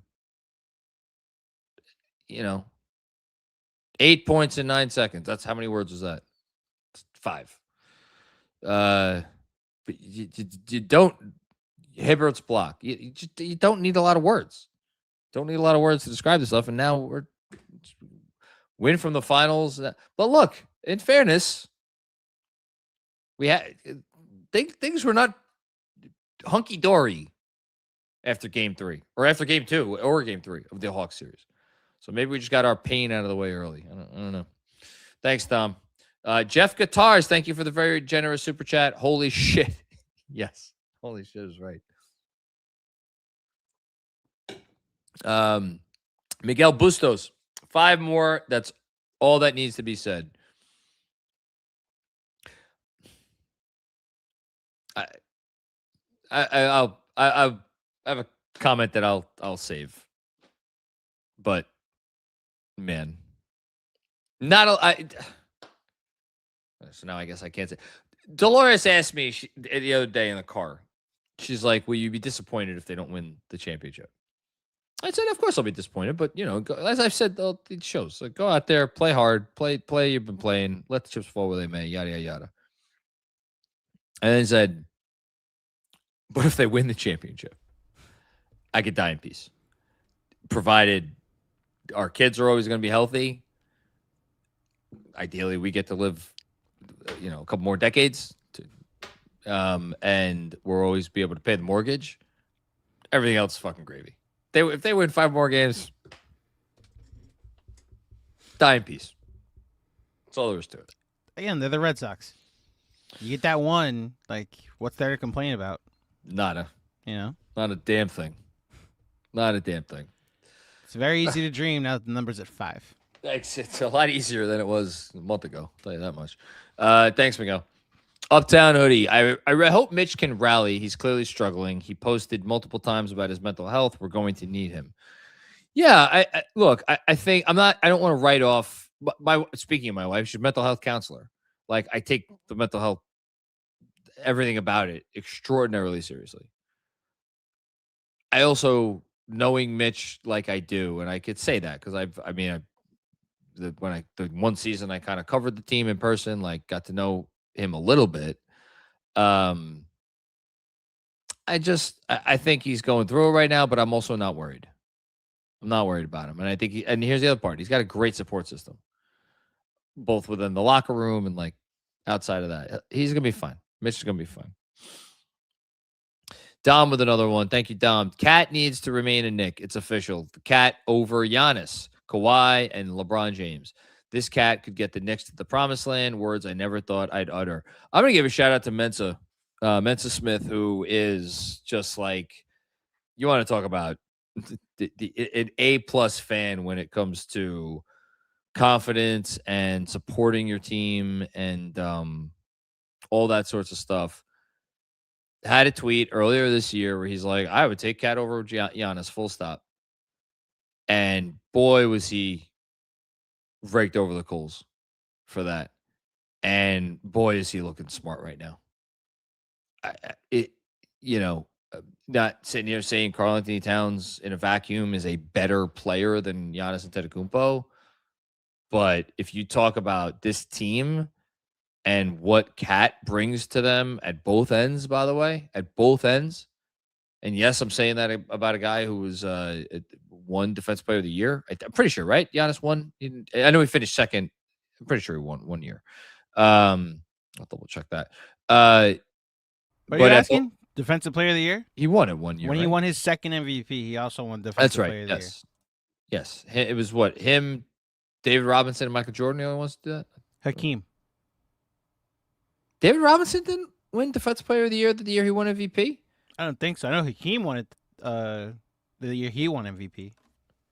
David Robinson won Defensive Player of the Year. He finished third in MVP in 92, and then he finished fourth in Defensive Player of the Year when he won MVP. So good job by you.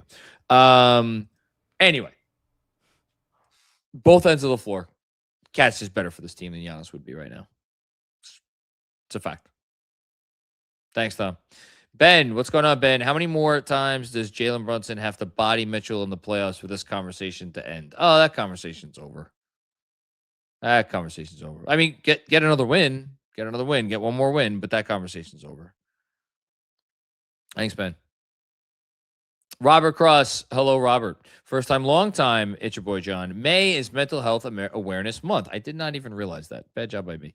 We lead with empathy. Much love to Mitch and all that struggle I have for much my adult life. Open hearts, open minds. Love is the way. Hashtag 53 wins. Yeah, it's...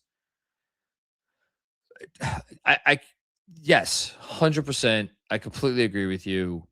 I hope Mitch is not getting any crap from anywhere or anybody. I don't think he is. And again, I don't want to downplay whatever he's going through. I think he's going to be okay. I think he's going to be okay. I think he's just someone that gets in his own head a little bit sometimes. He will be fine. He will be fine. Thanks, Robert. Hi, Zoo.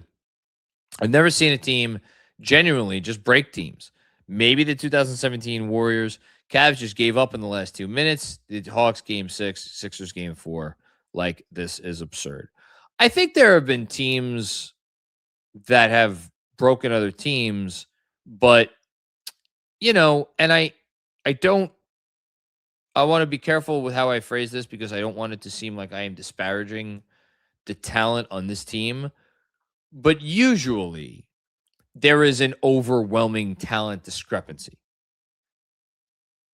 I'm sorry, but if you look at these two rosters side by side, I there's a lot of talent on the Cavs. I don't have to go through the roster. Everybody knows who's on the roster. And all those, not all, I mean, I don't want to say there was a ton of people, but there were obviously people who picked the Sixers, and their rationale was like, look at the top end talent. If it just stays on the floor and it's healthy, we have seen what they could do. We just saw what they could do against Boston. So they are breaking teams without a talent discrepancy that is at least obvious to many onlookers. Whether in reality they actually have an overwhelming talent discrepancy is almost besides the point. You know? So, yeah, it's pretty crazy stuff.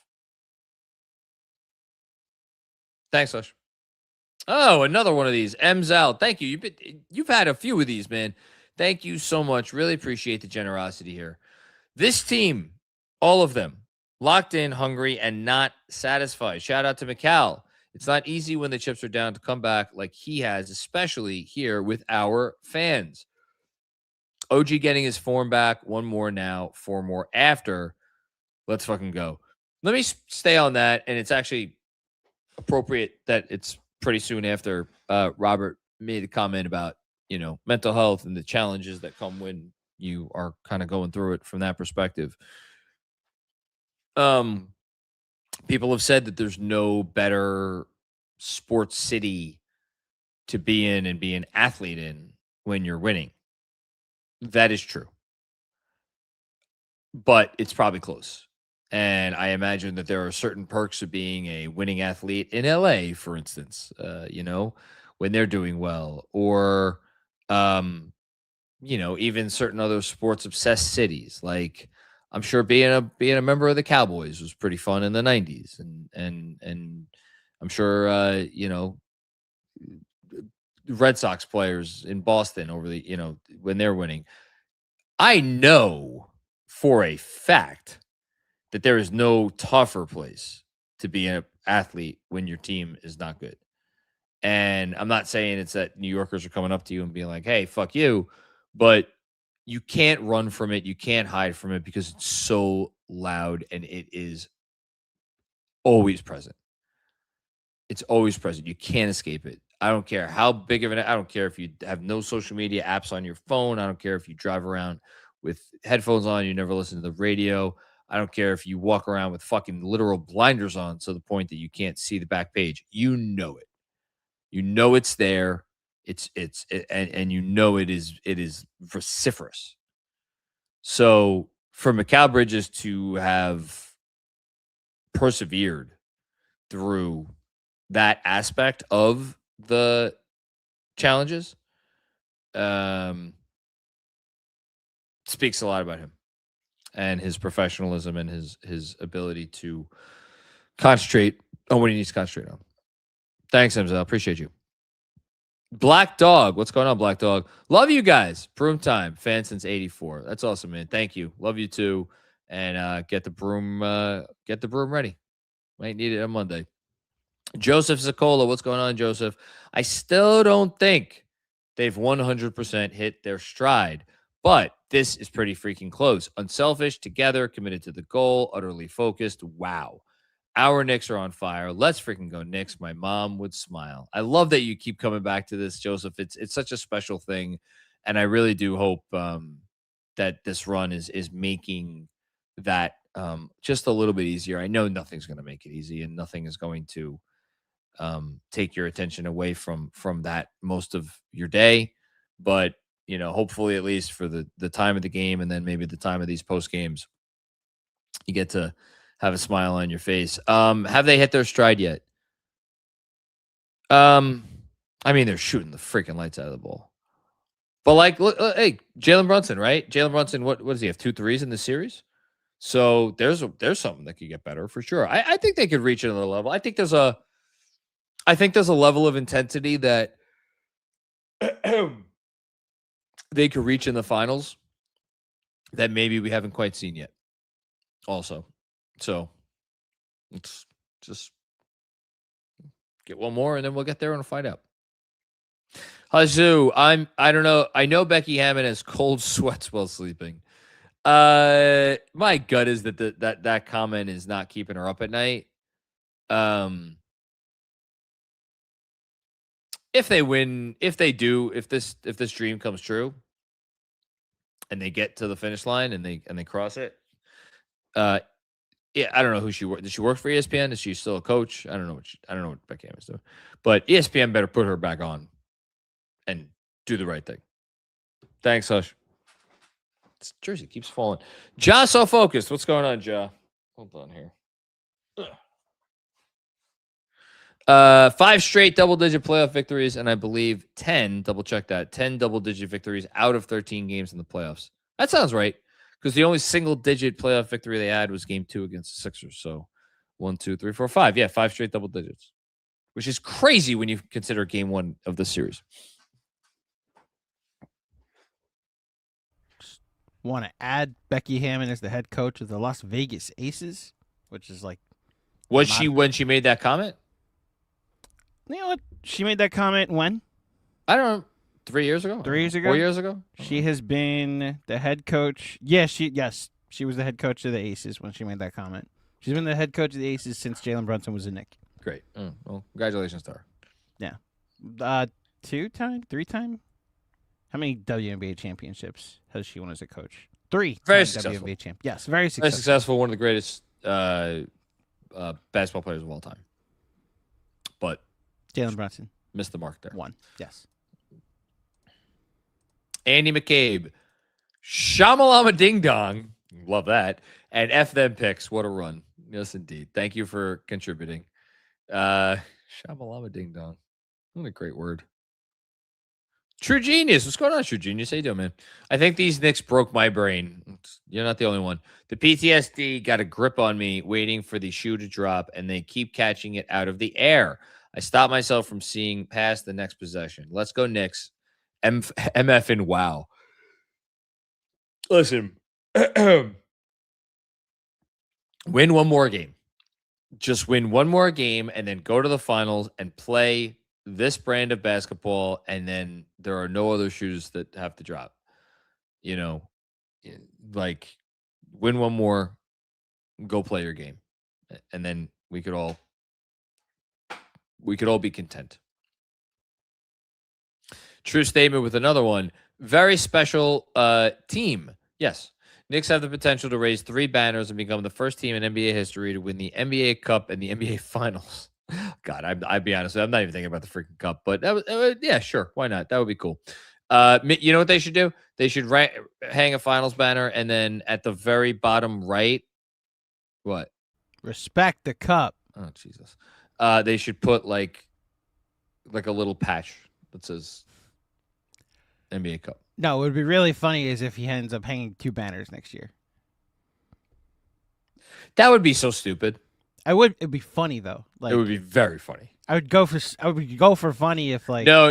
It'll be funnier if they raise the cup banner during like a preseason game, and then raise. That would be. Oh great. man, they're gonna hang one for Eastern Conference, right? If they don't win the championship, I'm just like hypothetically. Well, if they win one more game, then yes. Well, like lot of times. A lot of basketball left. Series just started, but like, I was promised a banner by the owner on WFAN when he said we're not putting up a banner for the NBA Cup, and he said we'll put up a banner when we make the finals. I have a feeling you'll get a banner. Or something. Okay, so we're guaranteed a banner. I know which one I want, but not guaranteed. We're guaranteed a banner. Not guaranteed anything yet. Yeah. Thanks, true statement. Sheldon Gomes, what's going on, Sheldon? For what is a man? What has he got? If not the Knicks, then he has not. That's beautiful. That's beautiful. I as a former English teacher, I've never heard that phrase before, or that poem, whatever. Bars. There you go. Sam Skates. Shout out Julius, Dante, IQ, RJ, Reggie Bullock, Alfred Payton, Quentin Grimes, Bogey, Hartenstein, Kemba, Marcus Morris, D Rose, Evan Fournier. Implicit in having a team this talented is sacrifice. Yes. And I'm going to give you shit here, Sam. You know why? There's one name that is not on there. It's 3 letters. TAJ. Shout out to Tosh.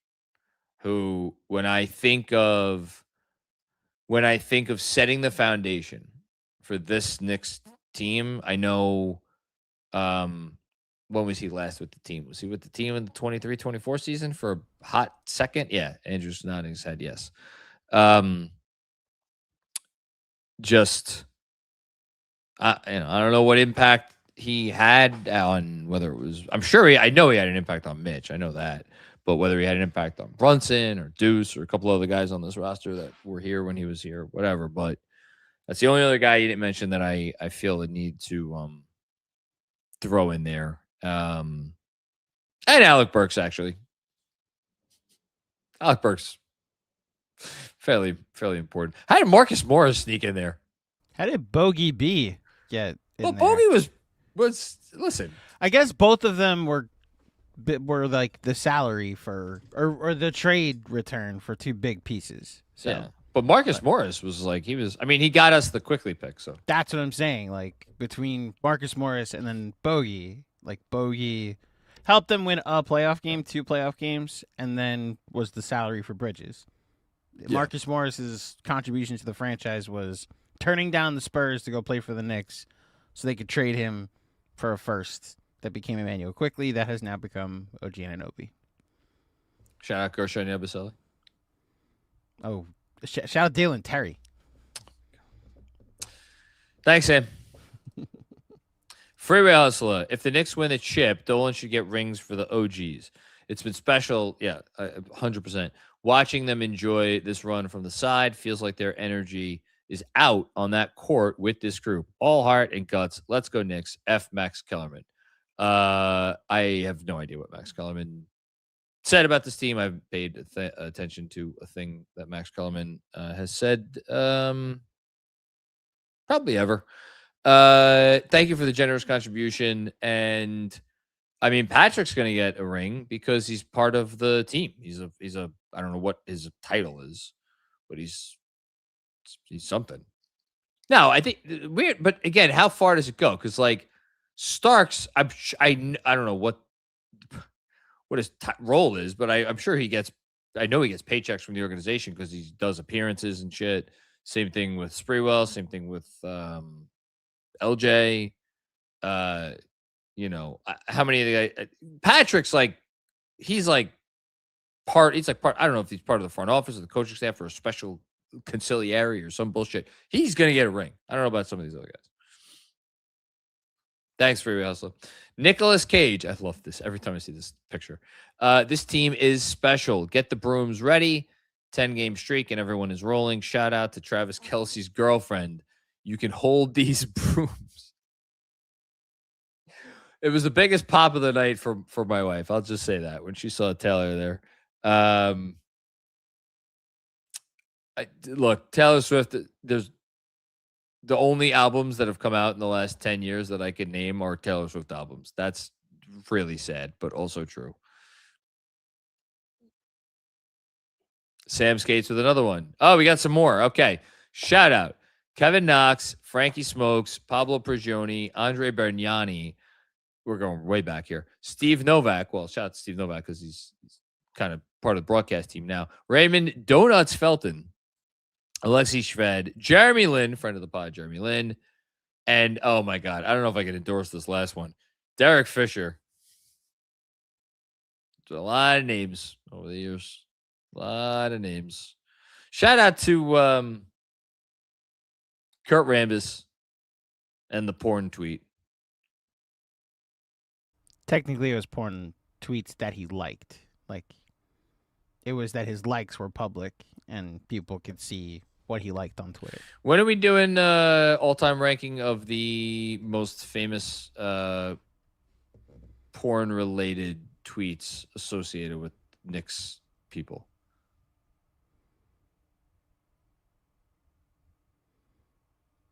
All-time ranking. Be a long summer, Don. We'll find a spot for it. Okay. Yeah. Put on the calendar. Deal. Totally gonna do that. Get a sponsor. Shout out to Foreplay.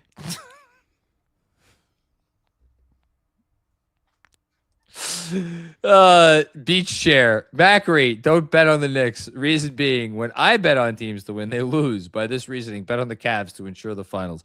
You know what? I won't bet on the Knicks. I won't. I promise. Thanks, Beach chair. Joshua Okogie. Is this the real Josh Okogie? You never know. Mike Brown better than Tibbs. This is why you value process over results in the long run. Thank you, Leon Rose. I mean, he's been better for this team this year than I think Tibbs would have been. Look, Tibbs helped institute a culture and the whole thing. But you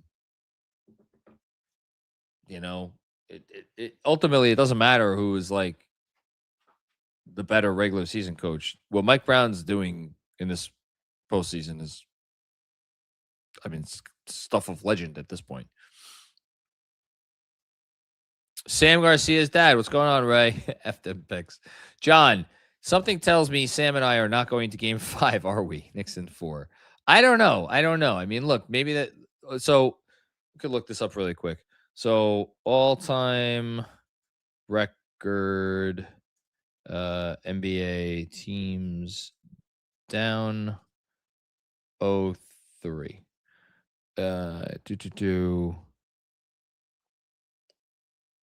Okay. Wait, it doesn't give me the breakdown. NBA teams record being down 0-3 in the playoffs. No, you're looking specifically for like how game 4 went, right? Yeah, or how game 4, game 5. Oh, here we go. I got it. Okay. No, I don't got it. Wait, yes, I do. Finished in. Okay, so 163. How many did? I'll ask you. Do you know the numbers? I don't know. No. Okay. I know it's 163. Though I saw the stack full. How many do you think won in 4 games? Pick a round number. Let's go with 102. I just told you to pick a fucking round number. Isn't that a round number? Oh, that's is that a prime number? What's a rounder number than 102? 100. There you go. Bingo. Was it really? Oh, wow. Yes, 100. It's exactly 100. How many finished in 5 games? So now we're subtracting. So now we're out of 63. How many finished in 5? 50. Very close. 47. So now we're down to 16. Out of the 16, how many finished in 6 games? 12. Did you know that? Yeah. That I knew. I know there's only 4 that have forced a game 7. That's correct. Because when the Celtics did it a few years ago, they were the 4th. Yep. The other 3, the last to do it was... I only know one of these offhand. The Blazers against the Mavericks did it. Right? It's not on the site that I'm looking at. Okay. And I know the Nuggets did it in 1994. That was the first one to do it. You're right. They did it with the Suns. Right? No, the Jazz. I think. The Jazz. I think it's the Jazz. Because they were the 8th seed that year, right? Yes. Or was that? And then they beat the Sonics, and then they fell behind 3-0, and first game. So. Got it. Okay. Anyway. Okay. Thanks, Ray. Andrew West Pie. Can't believe what I'm seeing. Wore a Langston Gallery jersey to the game tonight. Shout out to you, man. Been through it all. Go Knicks. Fuck the haters. Thank you for everything. It's our pleasure. And good job by you, because that shows, 1, appreciation for a guy who was a good Knick. And 2, it shows your shows dedication. Thanks, Andrew. The other team to force a game 7 after being down 3-0 was in 1951 in the NBA Finals. Oh, the New York Knicks. The New York Knicks did it. I knew that. I literally wrote about that 2 weeks ago. Mm-hmm. And I fucking forgot about it. It was the 2003 Portland Trailblazers, by the way, that were down 3-0 in the first round and lost to the Dallas Mavericks. That was a crazy first round in which a team came back from 3-0 to force a game 7, and one team came back from 3-1 to win the series. It was the 1-seeded Detroit Pistons. that came back on the Orlando Magic. The second time, the first of 2 times that would happen, which obviously just happened again this year. Wild stuff. Thank you, Andrew, and thank you, Andrew. Beach Chair with another one. I've grown up hearing about how the 70s Knicks played for each other, read about the Pistons' secret, and heard about Larry Brown's the right way to play. I believe I'm seeing the Knicks play in that unselfish way right now. So, yes, I would strongly recommend checking out if you're in the mood to read a little bit more about those 70 Knicks and how they played for each other. Check out when the Garden Was Eden, which I have right over there, book by Harvey Harrington, along with Blood on the Garden, right? Blood on the Garden? Yeah. Blood in the Garden. I know it was Blood in the Garden. One of my 2 favorite Knicks books. Really gives you a sense of not only that team, but also the connection to the city. But yeah, I mean, I guess the difference is like the teams in the 70s. So like the teams in the 70s, like that was who they were. That defined them well before any of their championship runs, or well before their first championship runs. Like that they had this togetherness and all that stuff. Just like, by the way, the 90s teams like were defined on defense.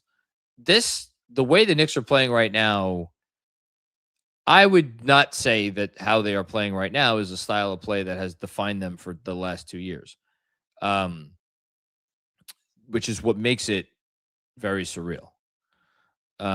It's like they have reached a new plane of existence. That's what makes it very special and unique.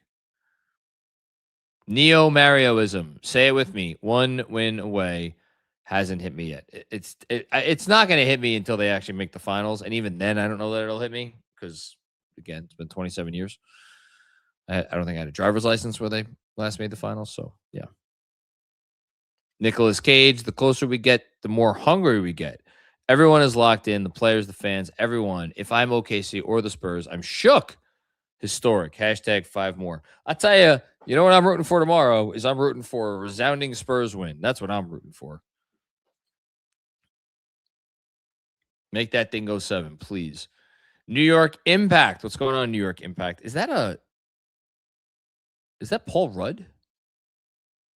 There you go. This team is different. This team is truly on a special run. We don't know how it will end, but the belief we all have in this entire roster is real. They believe in each other. Go win 5 more. Yep. Well said. Thanks for the contribution. Yeah, they have utmost faith in one another. That much is very clear. Thanks, New York Impact. Mr. Fabro, $10 for good game 4 vibes. Hey, it's worked so far. Might as well keep it going, right? Thanks, man. Appreciate you. RL, what's going on, RL? I remember dribbling around my parents' basement when the Truck Robinson, Sly Williams Knicks went on a run in '83. Now watching these games with my teenage boys, I'm starting to dare to believe. The run in '83. So that was the first King year, I think, right? Yeah. Yeah, they won. Excuse me. They won a round. But that wasn't the crazy King Pistons series. That was '84. I know that. Yeah, well, it's only been 42 years, right? Thanks, RL. Zoo, after this postseason run, does Cat surpass Melo also? Oh, my goodness, on the all-time Knick rankings. Andrew popped right up here. Mm-hmm.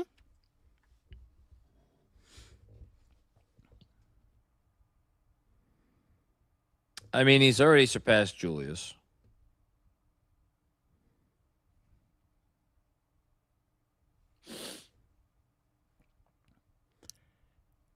I'll give you my initial reaction to Hush's question as the resident Melo stan at Knicks Film School.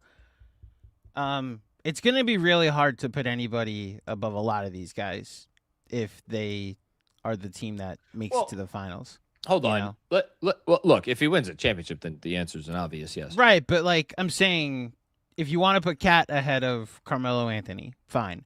why isn't it OG Anunoby also ahead of Oh, look, like if again, Randall we're and just, I know we're talking about all-stars and there's between all-stars and all-NBA players against role players. Cat will still need to make 4 more all-star teams to meet what Melo did. Cat will still need to finish. But like if you're just trying to compare the two, right? So again, if Cat wins a championship, he goes above Melo. If they make the finals and they lose a hard-fought series in the finals, then it's a slightly tougher conversation. That said, Carmelo Anthony won a playoff series with the Knicks as the best player on the team. If they win this series, Karl Anthony Towns will have won 5 playoff series as the second best player on the team. You know, I'm not saying no. To be clear, I'm not saying no. Yeah, let's see what happens. I mean, if they win the title, then we're talking about like Josh Hart with like Bill Bradley. You know, OG Anunoby in that 25 for 25 we did suddenly enters the top 5. Like, you know, those conversations of him or Tyson Chandler are gonna start to happen. You know. Oh, OG's past Chandler. Fine, so he's already passed a guy that was number 5 on our list.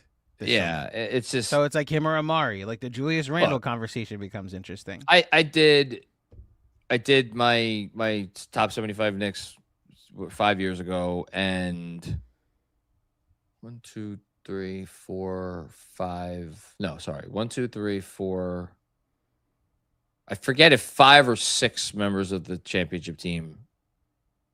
No, it was 6, because Dr. Barnett was there, and so was Pearl. Yeah, six players from that team made my top 10.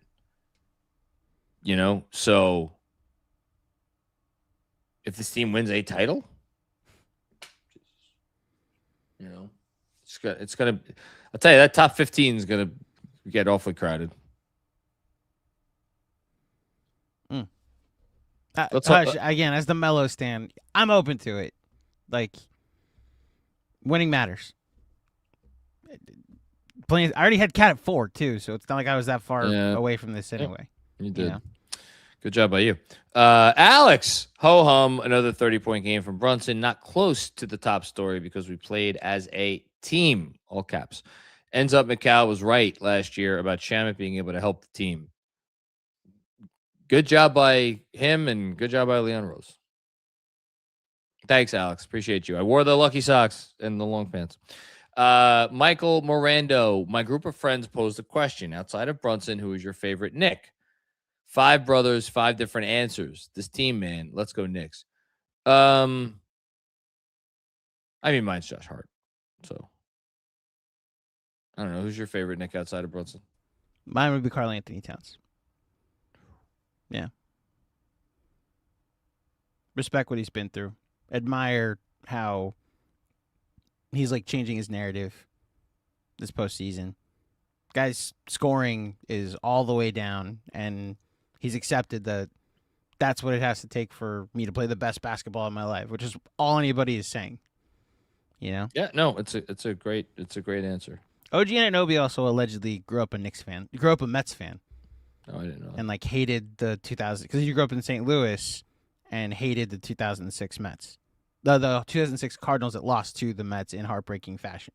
Got it. So there's a soft spot for him there. And then like I do love Josh Hart. I just when I'm next to John, I can't say that I love Josh Hart and be anything close. I clearly hate Josh Hart when you're next to John. So I'll just say I like Josh Hart because I can't like Josh Hart when I'm next to the guy that loves Josh Hart, you know? All right. Thank you, Michael. Blue flags, 40% Knicks in the building. Oh, wow. I couldn't really tell, but that's great. And Knicks in 4. Let's go. To be honest, it's personal. These problems are unsolvable for Los Cabs. Boo-hoo. But also, this can't be real. It's okay. Whatever happens, this is as good as 99.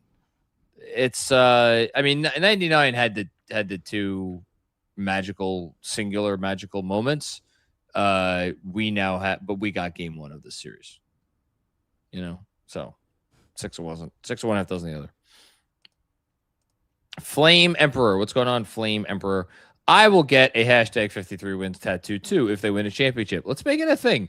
And then people could send in pictures of their hashtag 53 wins tattoos and we could do a whole show around it. Scott with another one. Is this the same person or different person? Different person. Oh, I thought it was the same picture. Oh, I will get it is the same picture, but it's a different name. And it's I will get a 53 hashtag 53. I don't know if this is two different people just with the same avatar or it's Scott and then Flame Emperor with two different super chats. Regardless, this one says also I will get a hashtag 53 wins tattoo if we win a championship also. Yeah. And then Andrew Badow. John, we take the title. It's a big hashtag 69 on your back. It'll be 69 wins. No. 70, the NBA Cup. Respect the cup. Respect the cup. Mm. Andrew Badow, hashtag 69 wins right under hashtag cum bucket tatted jersey. Will not be getting cum bucket tattooed on my personage. Remember when cum bucket was like dominating the Knicks second unit in game 3 and we were like, how do we have answers for cum bucket? What are we going to do to stop cum bucket? And then cum bucket turned back into Jonathan Kuminga for 3 games and the Knicks won the series in 6. And Should this segment game 6 by 68,000 points? Should this segment of this post game go in the consideration for greatest Knicks Twitter related porn things of all time? Sure. Hashtag you know what? bucket. Let's talk about it again when we get to that episode. Let's do that because we're definitely going to record that. 4 more. Gangrene David. Oh, I did. What's going on, David? How you doing? I started rooting for this team right before they got mellow and went to my first game at the end of a 14-win season. 17 win, I think. 17, yeah. I never thought we'd be 1 win away from an NBA Finals appearance. Let's go Knicks. Well, they are. I never thought this would happen. I thought this franchise was not cursed, but I don't know. They had a lot to overcome.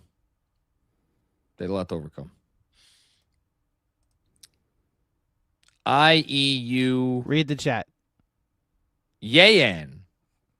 Apparently, Yayan sent in another super chat earlier, and you did the same thing. Yeah. So because I'm an idiot. Yayan. I apologize if you send in another super chat after this and I screw it up again. You have permission to yell at me. Yayan. Shout out from Wales. Oh, that's a great name.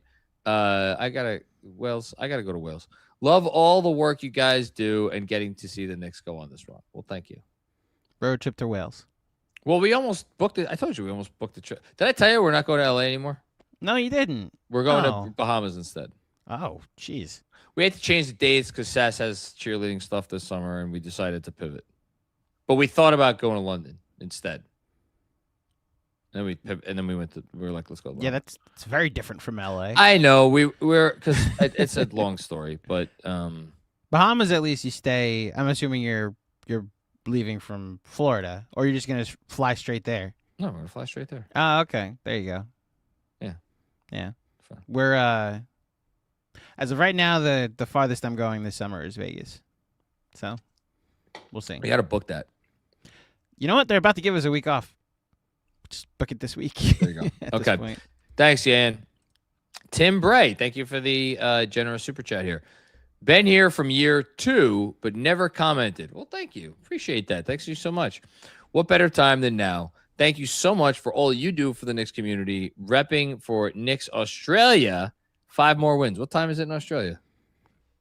It's 2:30 a.m. here, so it's 4:30 p.m. in Australia right now. Well, shout out to you. Well, it's a weekend, so there you go. I watched a delightful film last night before.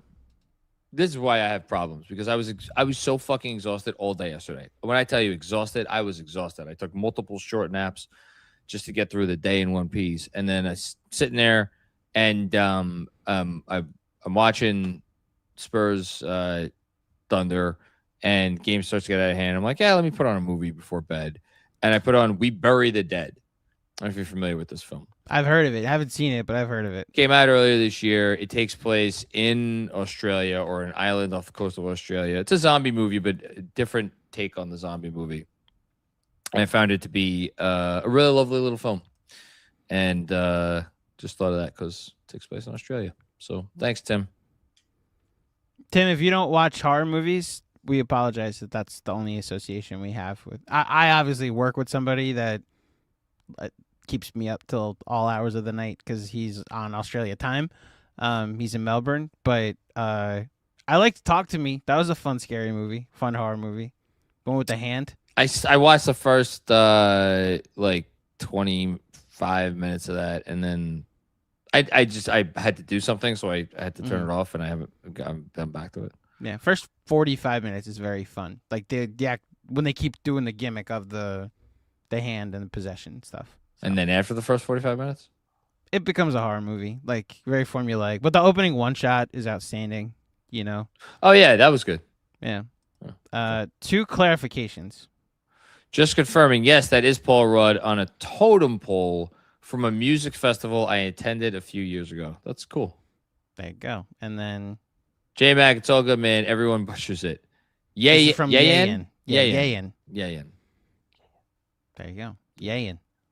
Okay. Yeah. I try to help myself to a higher standard. Yayin, though. So. And last but not least, Kevin Danishevsky. Good old GMAC. Is this your favorite sports team ever?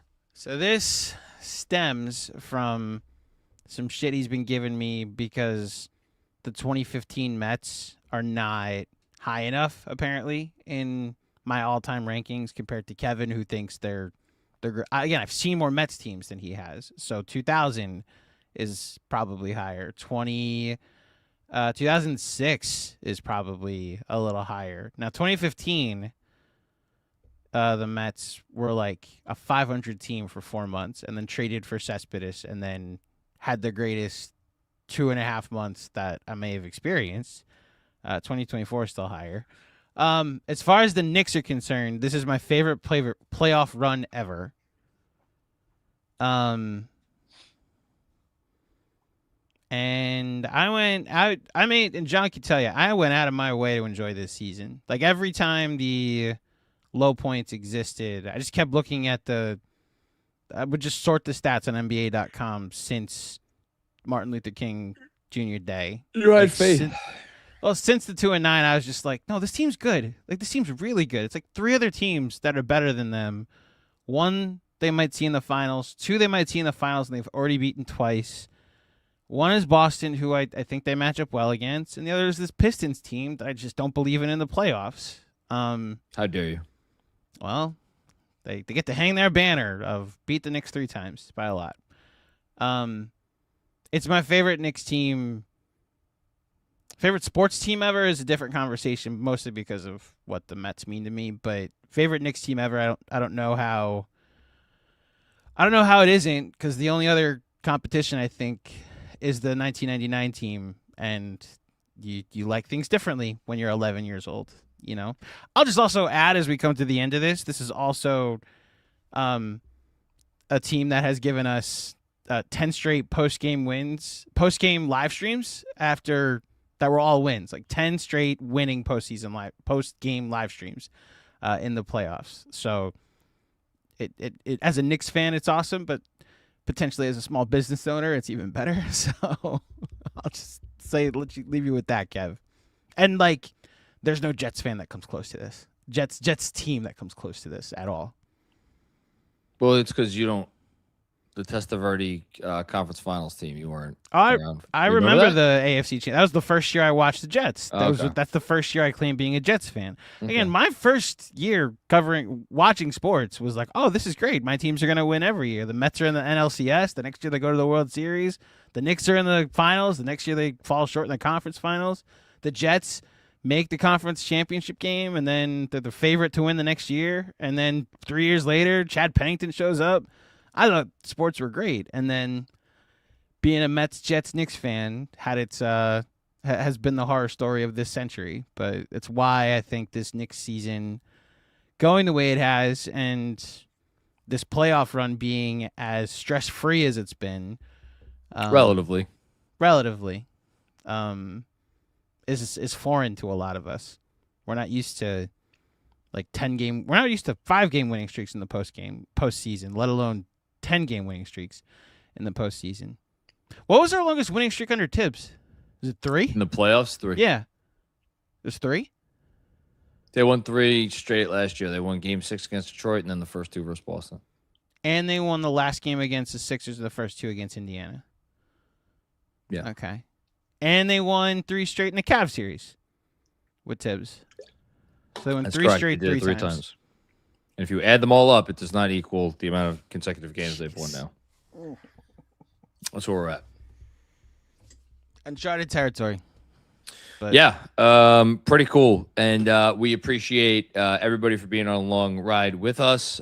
We appreciate the nearly 4,000 people that are watching us at it's almost 3 a.m. on this Memorial Day weekend. Just what a special time it is to be a Knicks fan and as was referenced earlier, be a part of a community that is really all over the world.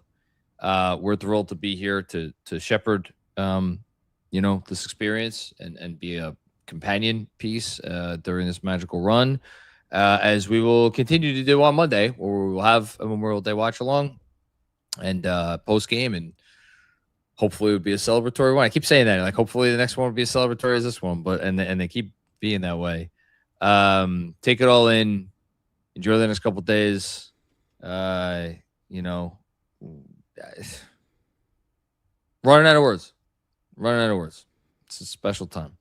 All right. Thanks to Andrew. Thanks to Kev. Thanks to DJ. Thanks to all of you. Thanks to our presenting sponsor, Fanatics Sportsbook.